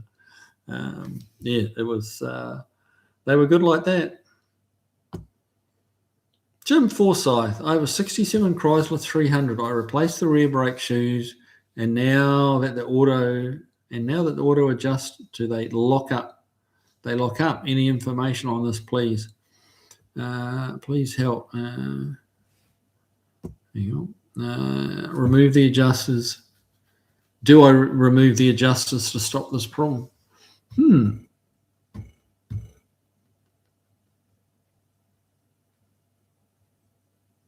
It'll lock up. It's probably more. What would be causing that? It's probably a misbalance, and there's too much brake pressure going to the rear brakes. 67 Chrysler 300. Did that have any sort of proportioning valve in it that maybe isn't working like it should, and it's just sending too much pressure? I mean, you could take the auto adjusters out. You just have to adjust your rear brakes regularly. Well, not that regularly. The rear brakes don't wear that much because they don't do a lot. But if the auto adjusters are, I would think if they were working too much, they just want to make the brakes drag. Like adjusting your brakes up over tight does not make them work better. How good or is really controlled by how much hydraulic pressure is going to them. So I would be looking for some sort of a prop valve that is maybe in there on that model car to reduce the rear brakes to stop that lockup issue. I would be looking for that and seeing if they have one. If it does, is it working properly? That kind of thing. But as a backup test, you could take the auto adjusters out, see if the problem goes away. I mean, it will go away, after 5,000 miles, because your brake linings will wear, and then you'll lose some effectiveness of the rear brakes. But if you set them with no auto adjusters, like adjust them right, and then go out and then straight away they're locking the rear wheels, then you haven't fixed the problem. The problem's in the hydraulic pressures. But if you take the auto adjusters out and it's not locking up anymore, then something's going on there. But that's something that I'd probably need to put eyes on to figure that one out, if that's the case. But I'd be looking for a prop valve.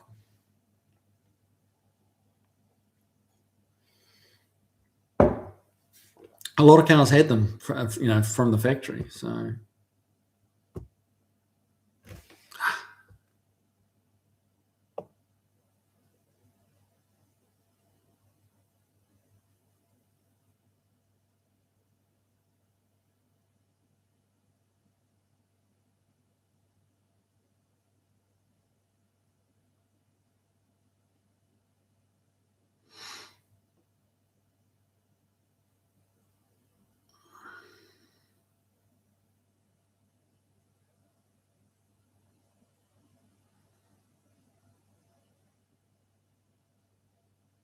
Wow, a wee baby. Sorry, I'm just trying to find my spot again.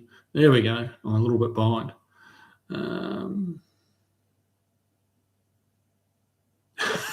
Tavo, your fridge is flashing 0. You noticed that? Yes. Talking of refrigerants, it's bloody thing's low on refrigerant. And I need to fix that. It's on my list of things to do.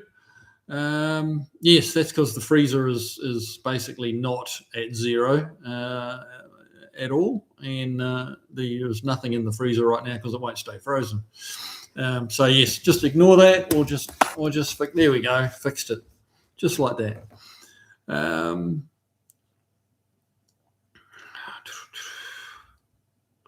Barracuda, Tabo watched the episode of Matlock, Australian Matlock. Okay, last night too. That and Homicide are better than I thought they'd be. We didn't get them on New Zealand TV in the day. I'll watch more of them. Barracuda, where are you? Are you in Aussie or New Zealand? You're talking like you're in Aussie now. What's the deal there? Am I missing something? Tavo, it left the right turn signal on. Must be a senior fridge. Yes, indeed. Belongs to a senior. There you go.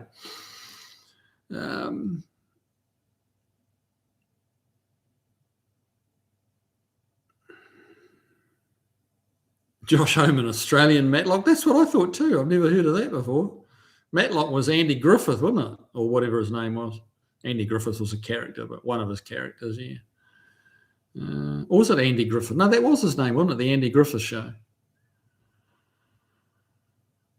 Jeff Hutchins, my dad said, leave it stock. The manufacturers spent millions engineering it. I'd answer back, no, they spent millions figuring out how to make it the cheapest way. The truth is in between. Too true. Yes, absolutely. But yeah, him and my old man would have got on pretty well, I suspect.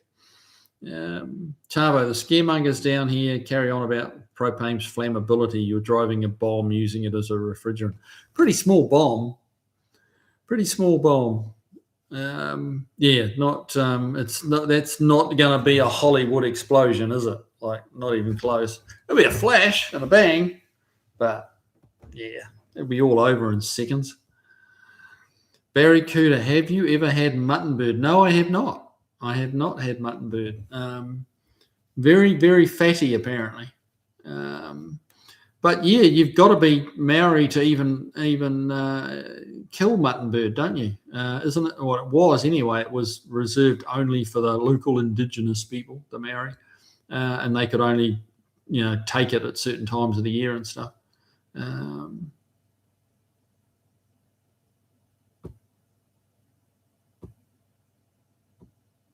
Overbuilt, not worried about fire in the slightest. Yeah, I mean, I guess it doesn't take much of a frontal to puncture a condenser. But yeah, the condenser and the spark and at the right place, yeah, is yeah. It's a fairly slim chance, and yeah, I think it would be a relatively small flash, um, not a big Hollywood kaboom.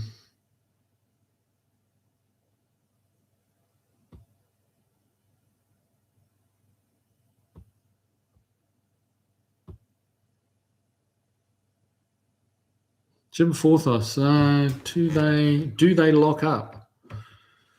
Do they lock up? Not sure what you mean, Jim.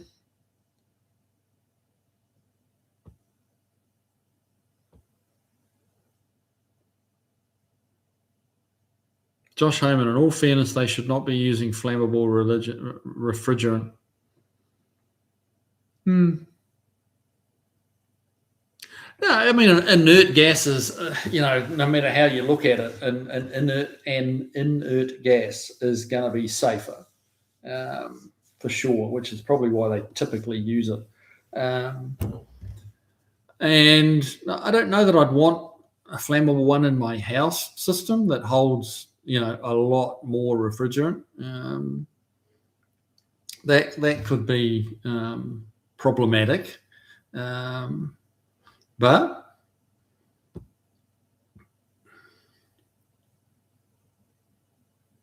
Barracuda, yes, with the black fella, they said, not me.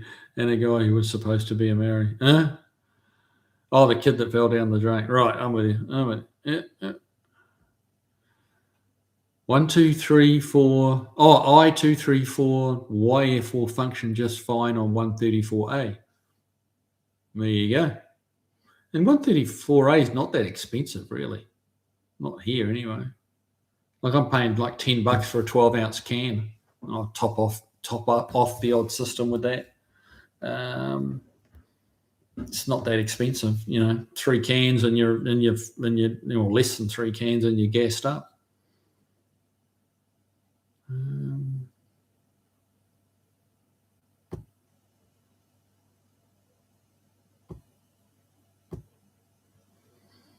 Jeff Hutchins, Jim Forsyth, the new shoe material swells up with humidity. The old drum brake adjusters can get them too close to the drum. Then they actuate with too little cylinder movement and the rears lock up. Okay. Oh, so you think it's a lining with the material swells up with humidity. Interesting. I haven't struck that before.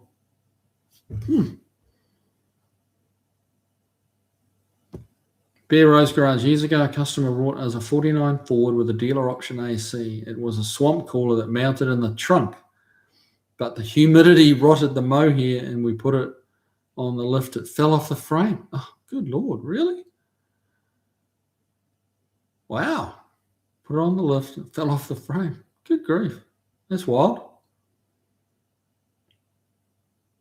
GMAC might get mad lamb disease. That's what I'd be worried about, mate.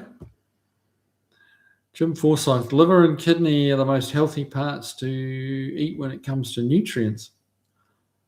Oh, that's awesome. You fill your boots, mate. You'll be you make sure you're nice and healthy and eat all the liver and kidney you can. And I'm okay with that. You have at it. Not me. And I know people love it. My wife likes kidney and stuff like that, but she knows not to. Well, that sounds very sexist, doesn't it? She knows I don't like it, so she doesn't cook it. But she's also made me try a lot of things that I said I would never eat, but I'm gonna. And I've tried some interesting things over the years, but I'm going to, I've had liver and I've had kidney, and I just don't choose not to have it again.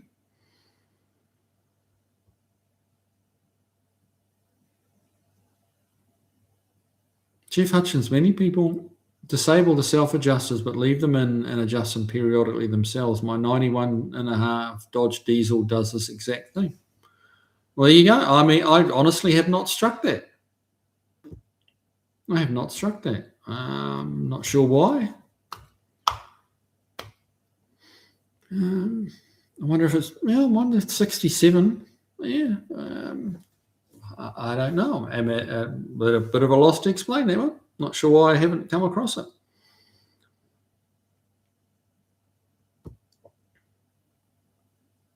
Bero's garage. Car looked good on the outside, but the floor is completely gone.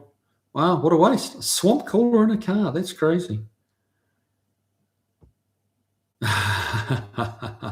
Overbuilt automotive. Marrying witchcraft is how the tyre balancing beads work. There you go.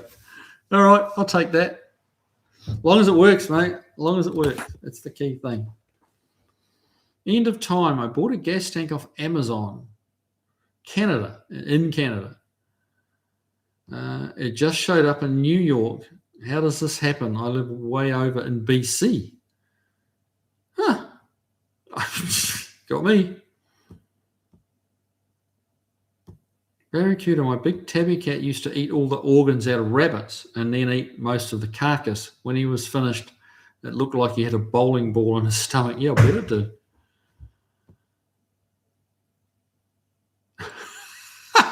Jeff Hutchins, I don't eat oil filters either. There you go. I mean, that sounds very reasonable. I'd go along with that.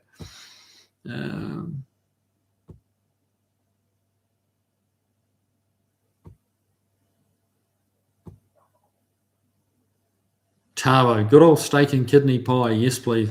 My folks used to, my dad, because he was a chef, he would make steak and kidney pie, and I would carefully fish out the kidney out of the steak and kidney pie and put that on the side of my plate and not eat it. I just hated the taste of it. And it's that memory that stayed with me. I mean, I have to say I haven't tried kidney for 55 years. So I don't know. I might like it today, but if I never find out, that'll be okay. I can live without that piece of knowledge. That whether I do or still don't like it or not, that it's okay. I'm going to assume I don't.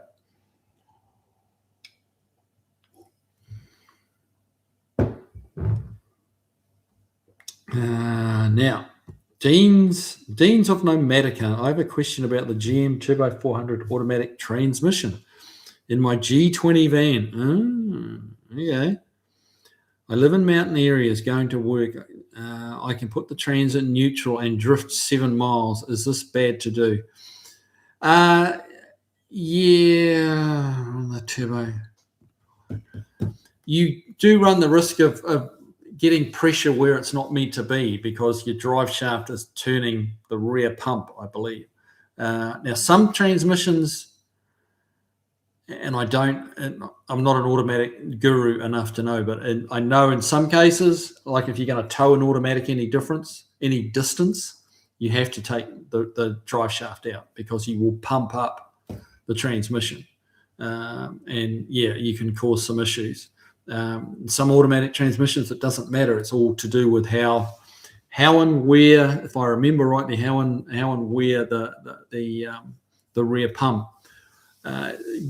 works and operates things. So I can't give you a definitive answer. I would err on the side of no. I wouldn't do it. I would just let it coast. The system will keep the RPMs up a little bit above idle. But for the amount of gas you're saving, if your foot's all the way off the throttle, you've got very little air going through the carburetor, and the amount of gas, whether you're in neutral or just trailing, no throttle in gear, is the difference is going to be minimal. And I would avoid doing that to your trans for 7 miles. Yeah, I wouldn't do that unless you get somebody who really does know Turbo 400s that says, yes, you can do it. I would definitely err on the side of no.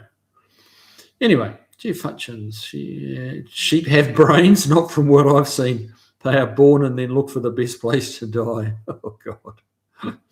No, they're not. They're not necessarily the sharpest animal in the shed, are they? Overbuilt automotive, dyslexic and a bad keyboard chord. Of course, I suck.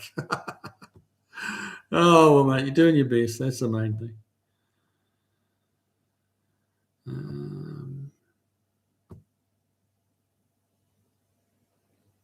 Overbuilt automotive, Deans of Nomatica. As long as the engine is running, it's okay. Yeah, you might have a point there. It might be just actually turning the engine off completely that can cause some issues. Not sure. Not sure. Honest answer.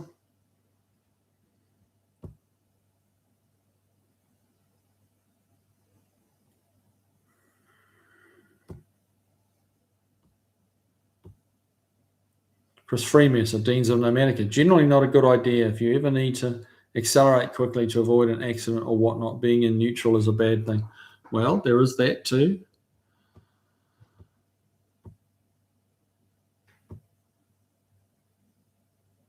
Jeff Hutchins, Deans of Nomatica. Good question. Never thought about it, but I think if the engine is running, the pump is too.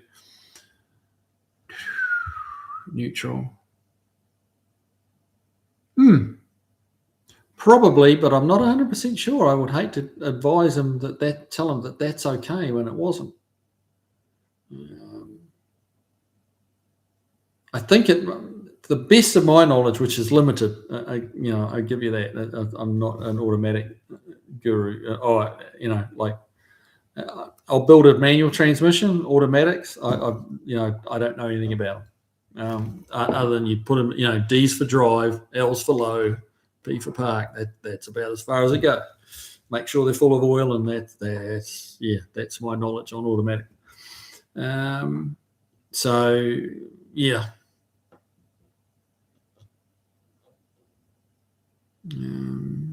Bear Rose, as long as the engine is still running, you should be fine. It's still circulating and cooling the trans. Okay. I thought there was a problem with it building pressure where it wasn't meant to. I seem to remember being told that once upon a time. Might have been misinformation back then. I don't know.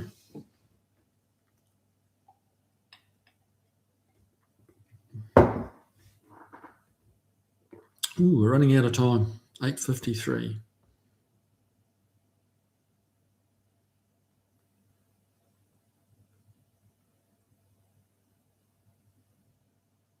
Overbuilt. Think about it. If they flat tow with a pump in car and truck behind RVs, how does that work?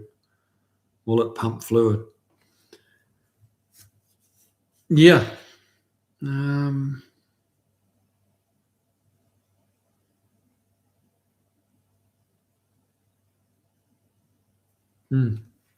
I know, like A-framing cars, you have to be like if you're A-framing a car behind an RV, with all four wheels on the ground.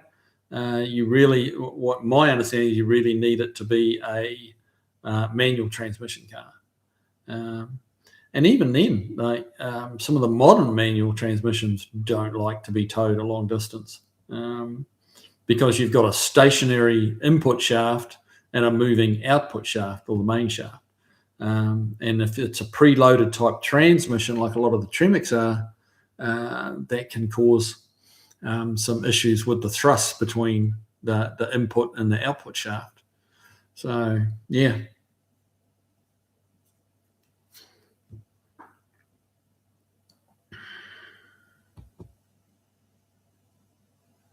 Well, yeah.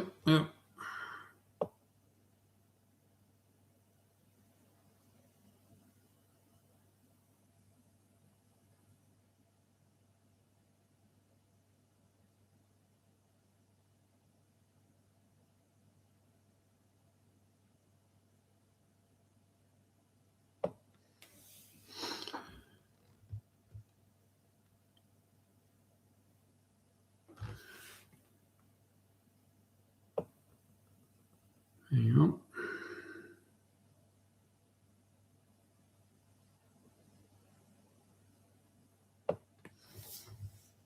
Overbuilt pardon caps button stuck by accident. I figured you'd done that. Now, how do we pronounce that? Sargi 90 Sage 91. What's your favorite classic car, Kiwi? Oh, I get asked that a lot, and it changes just about month to month. What's my favorite classic car? That's such a tough one. There's so many that are just so cool.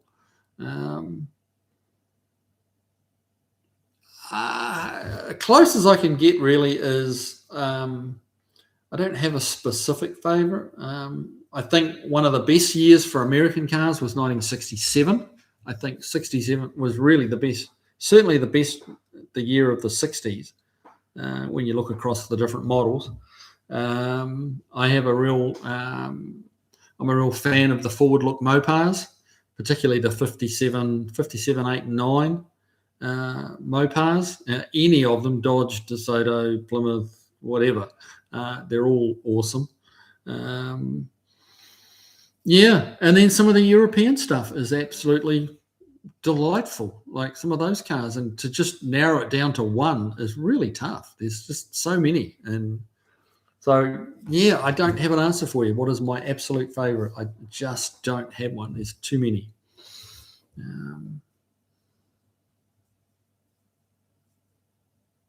Jim Forsyth didn't think the prop valve could make the auto adjust have a problem, but maybe. I don't think the prop valve was making the auto adjust have a problem. But I'm wondering if it's the prop valve as opposed to the auto adjusters. But this humidity on the linings might be a thing. I'm not familiar with that issue. I haven't had it. We do a lot of Mustang brakes, and we just have not had that issue. So,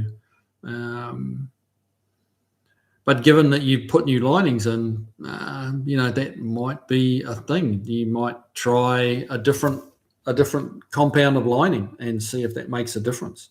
But I do think it's worth checking to see if there is a prop valve and make sure that it's working properly.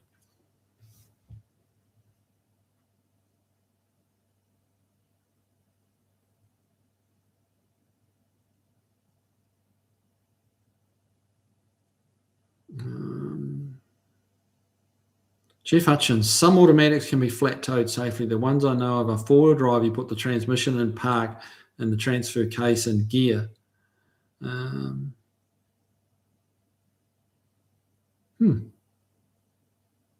Jim Forth will have a 67 Newport without this problem. It'll drive me crazy. Without this problem.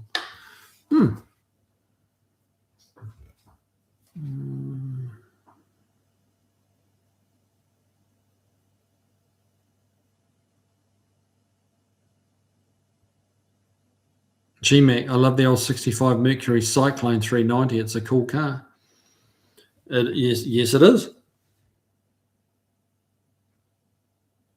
Jeff Hutchins, wrong. Transmission in park, transfer case in neutral. That's what I would have thought. I know my old Dodge, that was a four-wheel drive, and that had a little neutral button that you actually it had neutral on the automatic shifter, but it had like a freewheel button, and you put it in and you had no drive. You could put it in gear and it would select a gear, and the transmission was spinning, but nothing was coming out of the transfer case.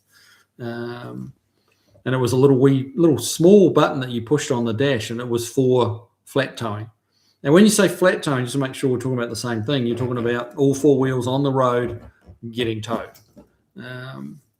That's my understanding of flat towing, unless there's a different wording for it between America and New Zealand.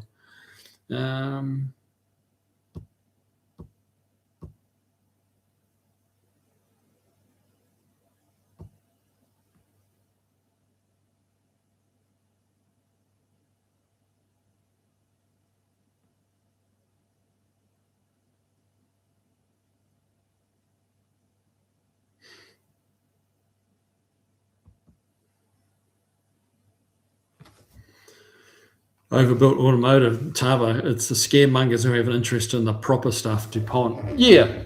I mean, I think Overbuilt's got a point. 12 ounces of protein is a bomb. Okay, then some people are missing the fact you got 20 plus gallons of fuel and at least 16 ounces in liquid form. That's a lot of gas vaporized. And cars still don't explode like they do on TV or movies.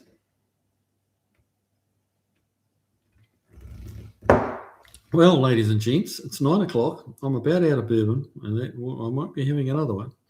Let's have a quick skim through here.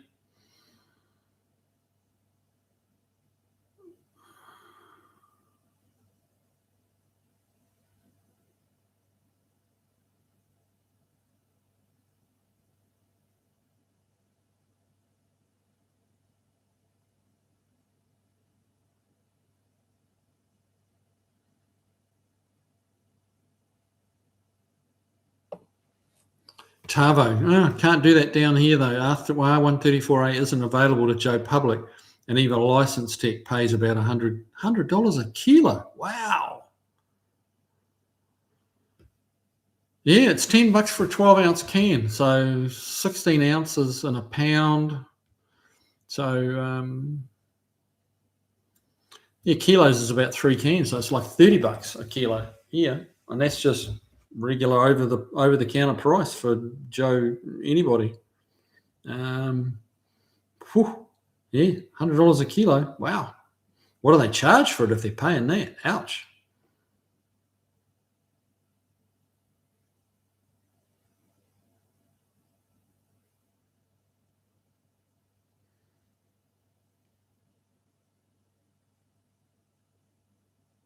Gee, Mac, why not just get a can of Underwood's deviled ham and crackers? There you go. I agree with that.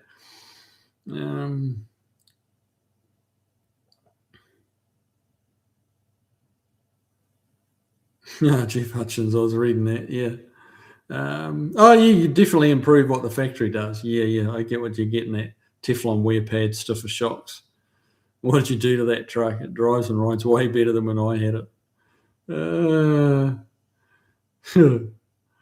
Yeah, that's funny.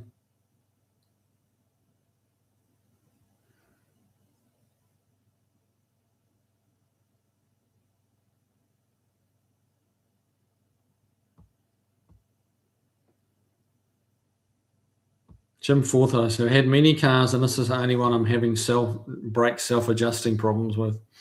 Yeah, I'm sure it's frustrating, mate. But try taking that might be advice. Just bypass them temporarily. Well, it can be permanent or temporary, whatever. But just disconnect the auto adjusters and see what difference it makes. Let the car talk to you. You know, if that solves the problem, then maybe it's down to the type of lining you have and this humidity thing. But it's just not a problem I've come across. It doesn't mean it doesn't exist. It just means I haven't come across it. But if you disconnect them and you're still having the same problem, then clearly it's something else. But be it prop valve. I know I'm sticking to my prop valve theory, but I just think that's worth a look. I'm not saying that's absolutely it, but I think it's worth checking.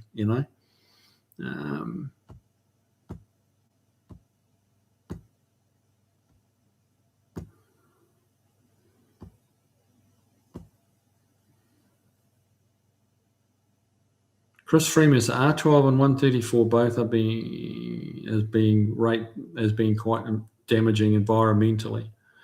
The propane stuff is drastically safer in this regard, hence its current use in new-ish cars. Yep.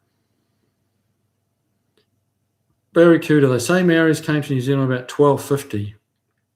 I don't know if there is an indigenous New Zealand people. Whoever they were, they're not around now. Yeah, well, let's talk about the Moriori and all that sort of stuff too, isn't it? But I think the Maori are typically seen as fairly widely viewed as being our indigenous people. I know technically that's not true, but that seems to be a perception. Jim Forsyth, 67 is my favourite year. There you go.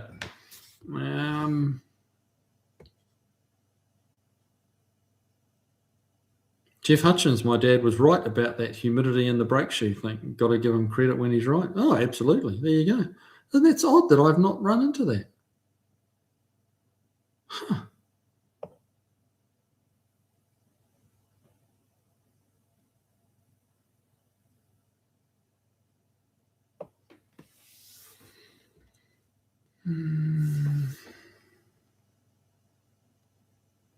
Gunner, LOL. On the steak and kidney, my mum used to make stew and I would pick out the kidney. Yuck. There you go. Yeah, I'm with you, man. I'm with you.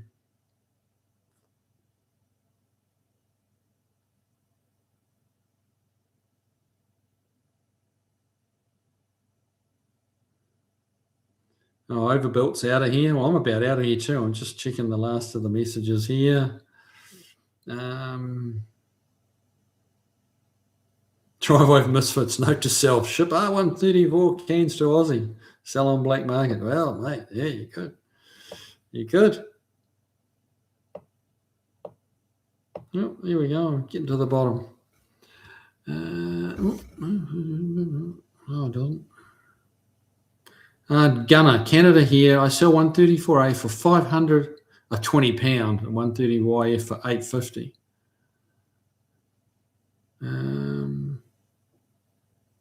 You can't buy without an AC ticket, only red tech type for Joe Public. There you go.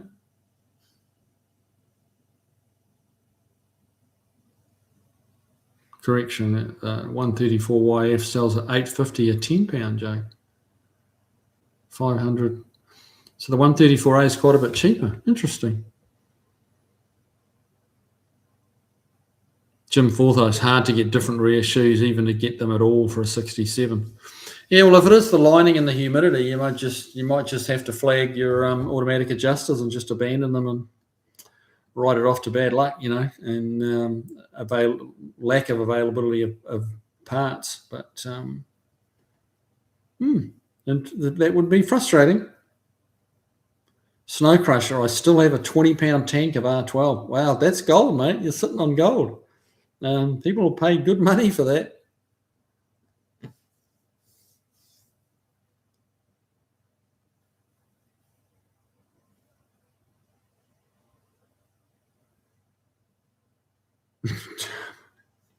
Tavo, and tyres started screeching. He realised something wasn't right behind him. Well, yes.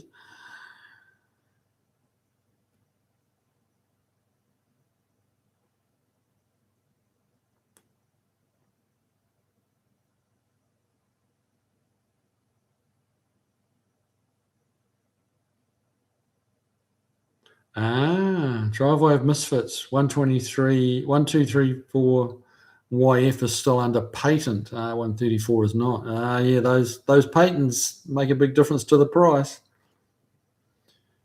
Jim Forsyth, any refrigerant will work in any system. Really? What if you can't mix them though, can you? Isn't there a thing about mixing them?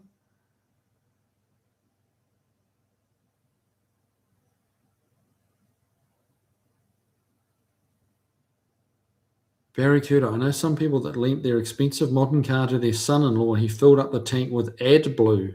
That didn't work out. What is AdBlue? Jim Forsyth, it's like $3K for a 30-pound bottle of one. Wow. That's nuts.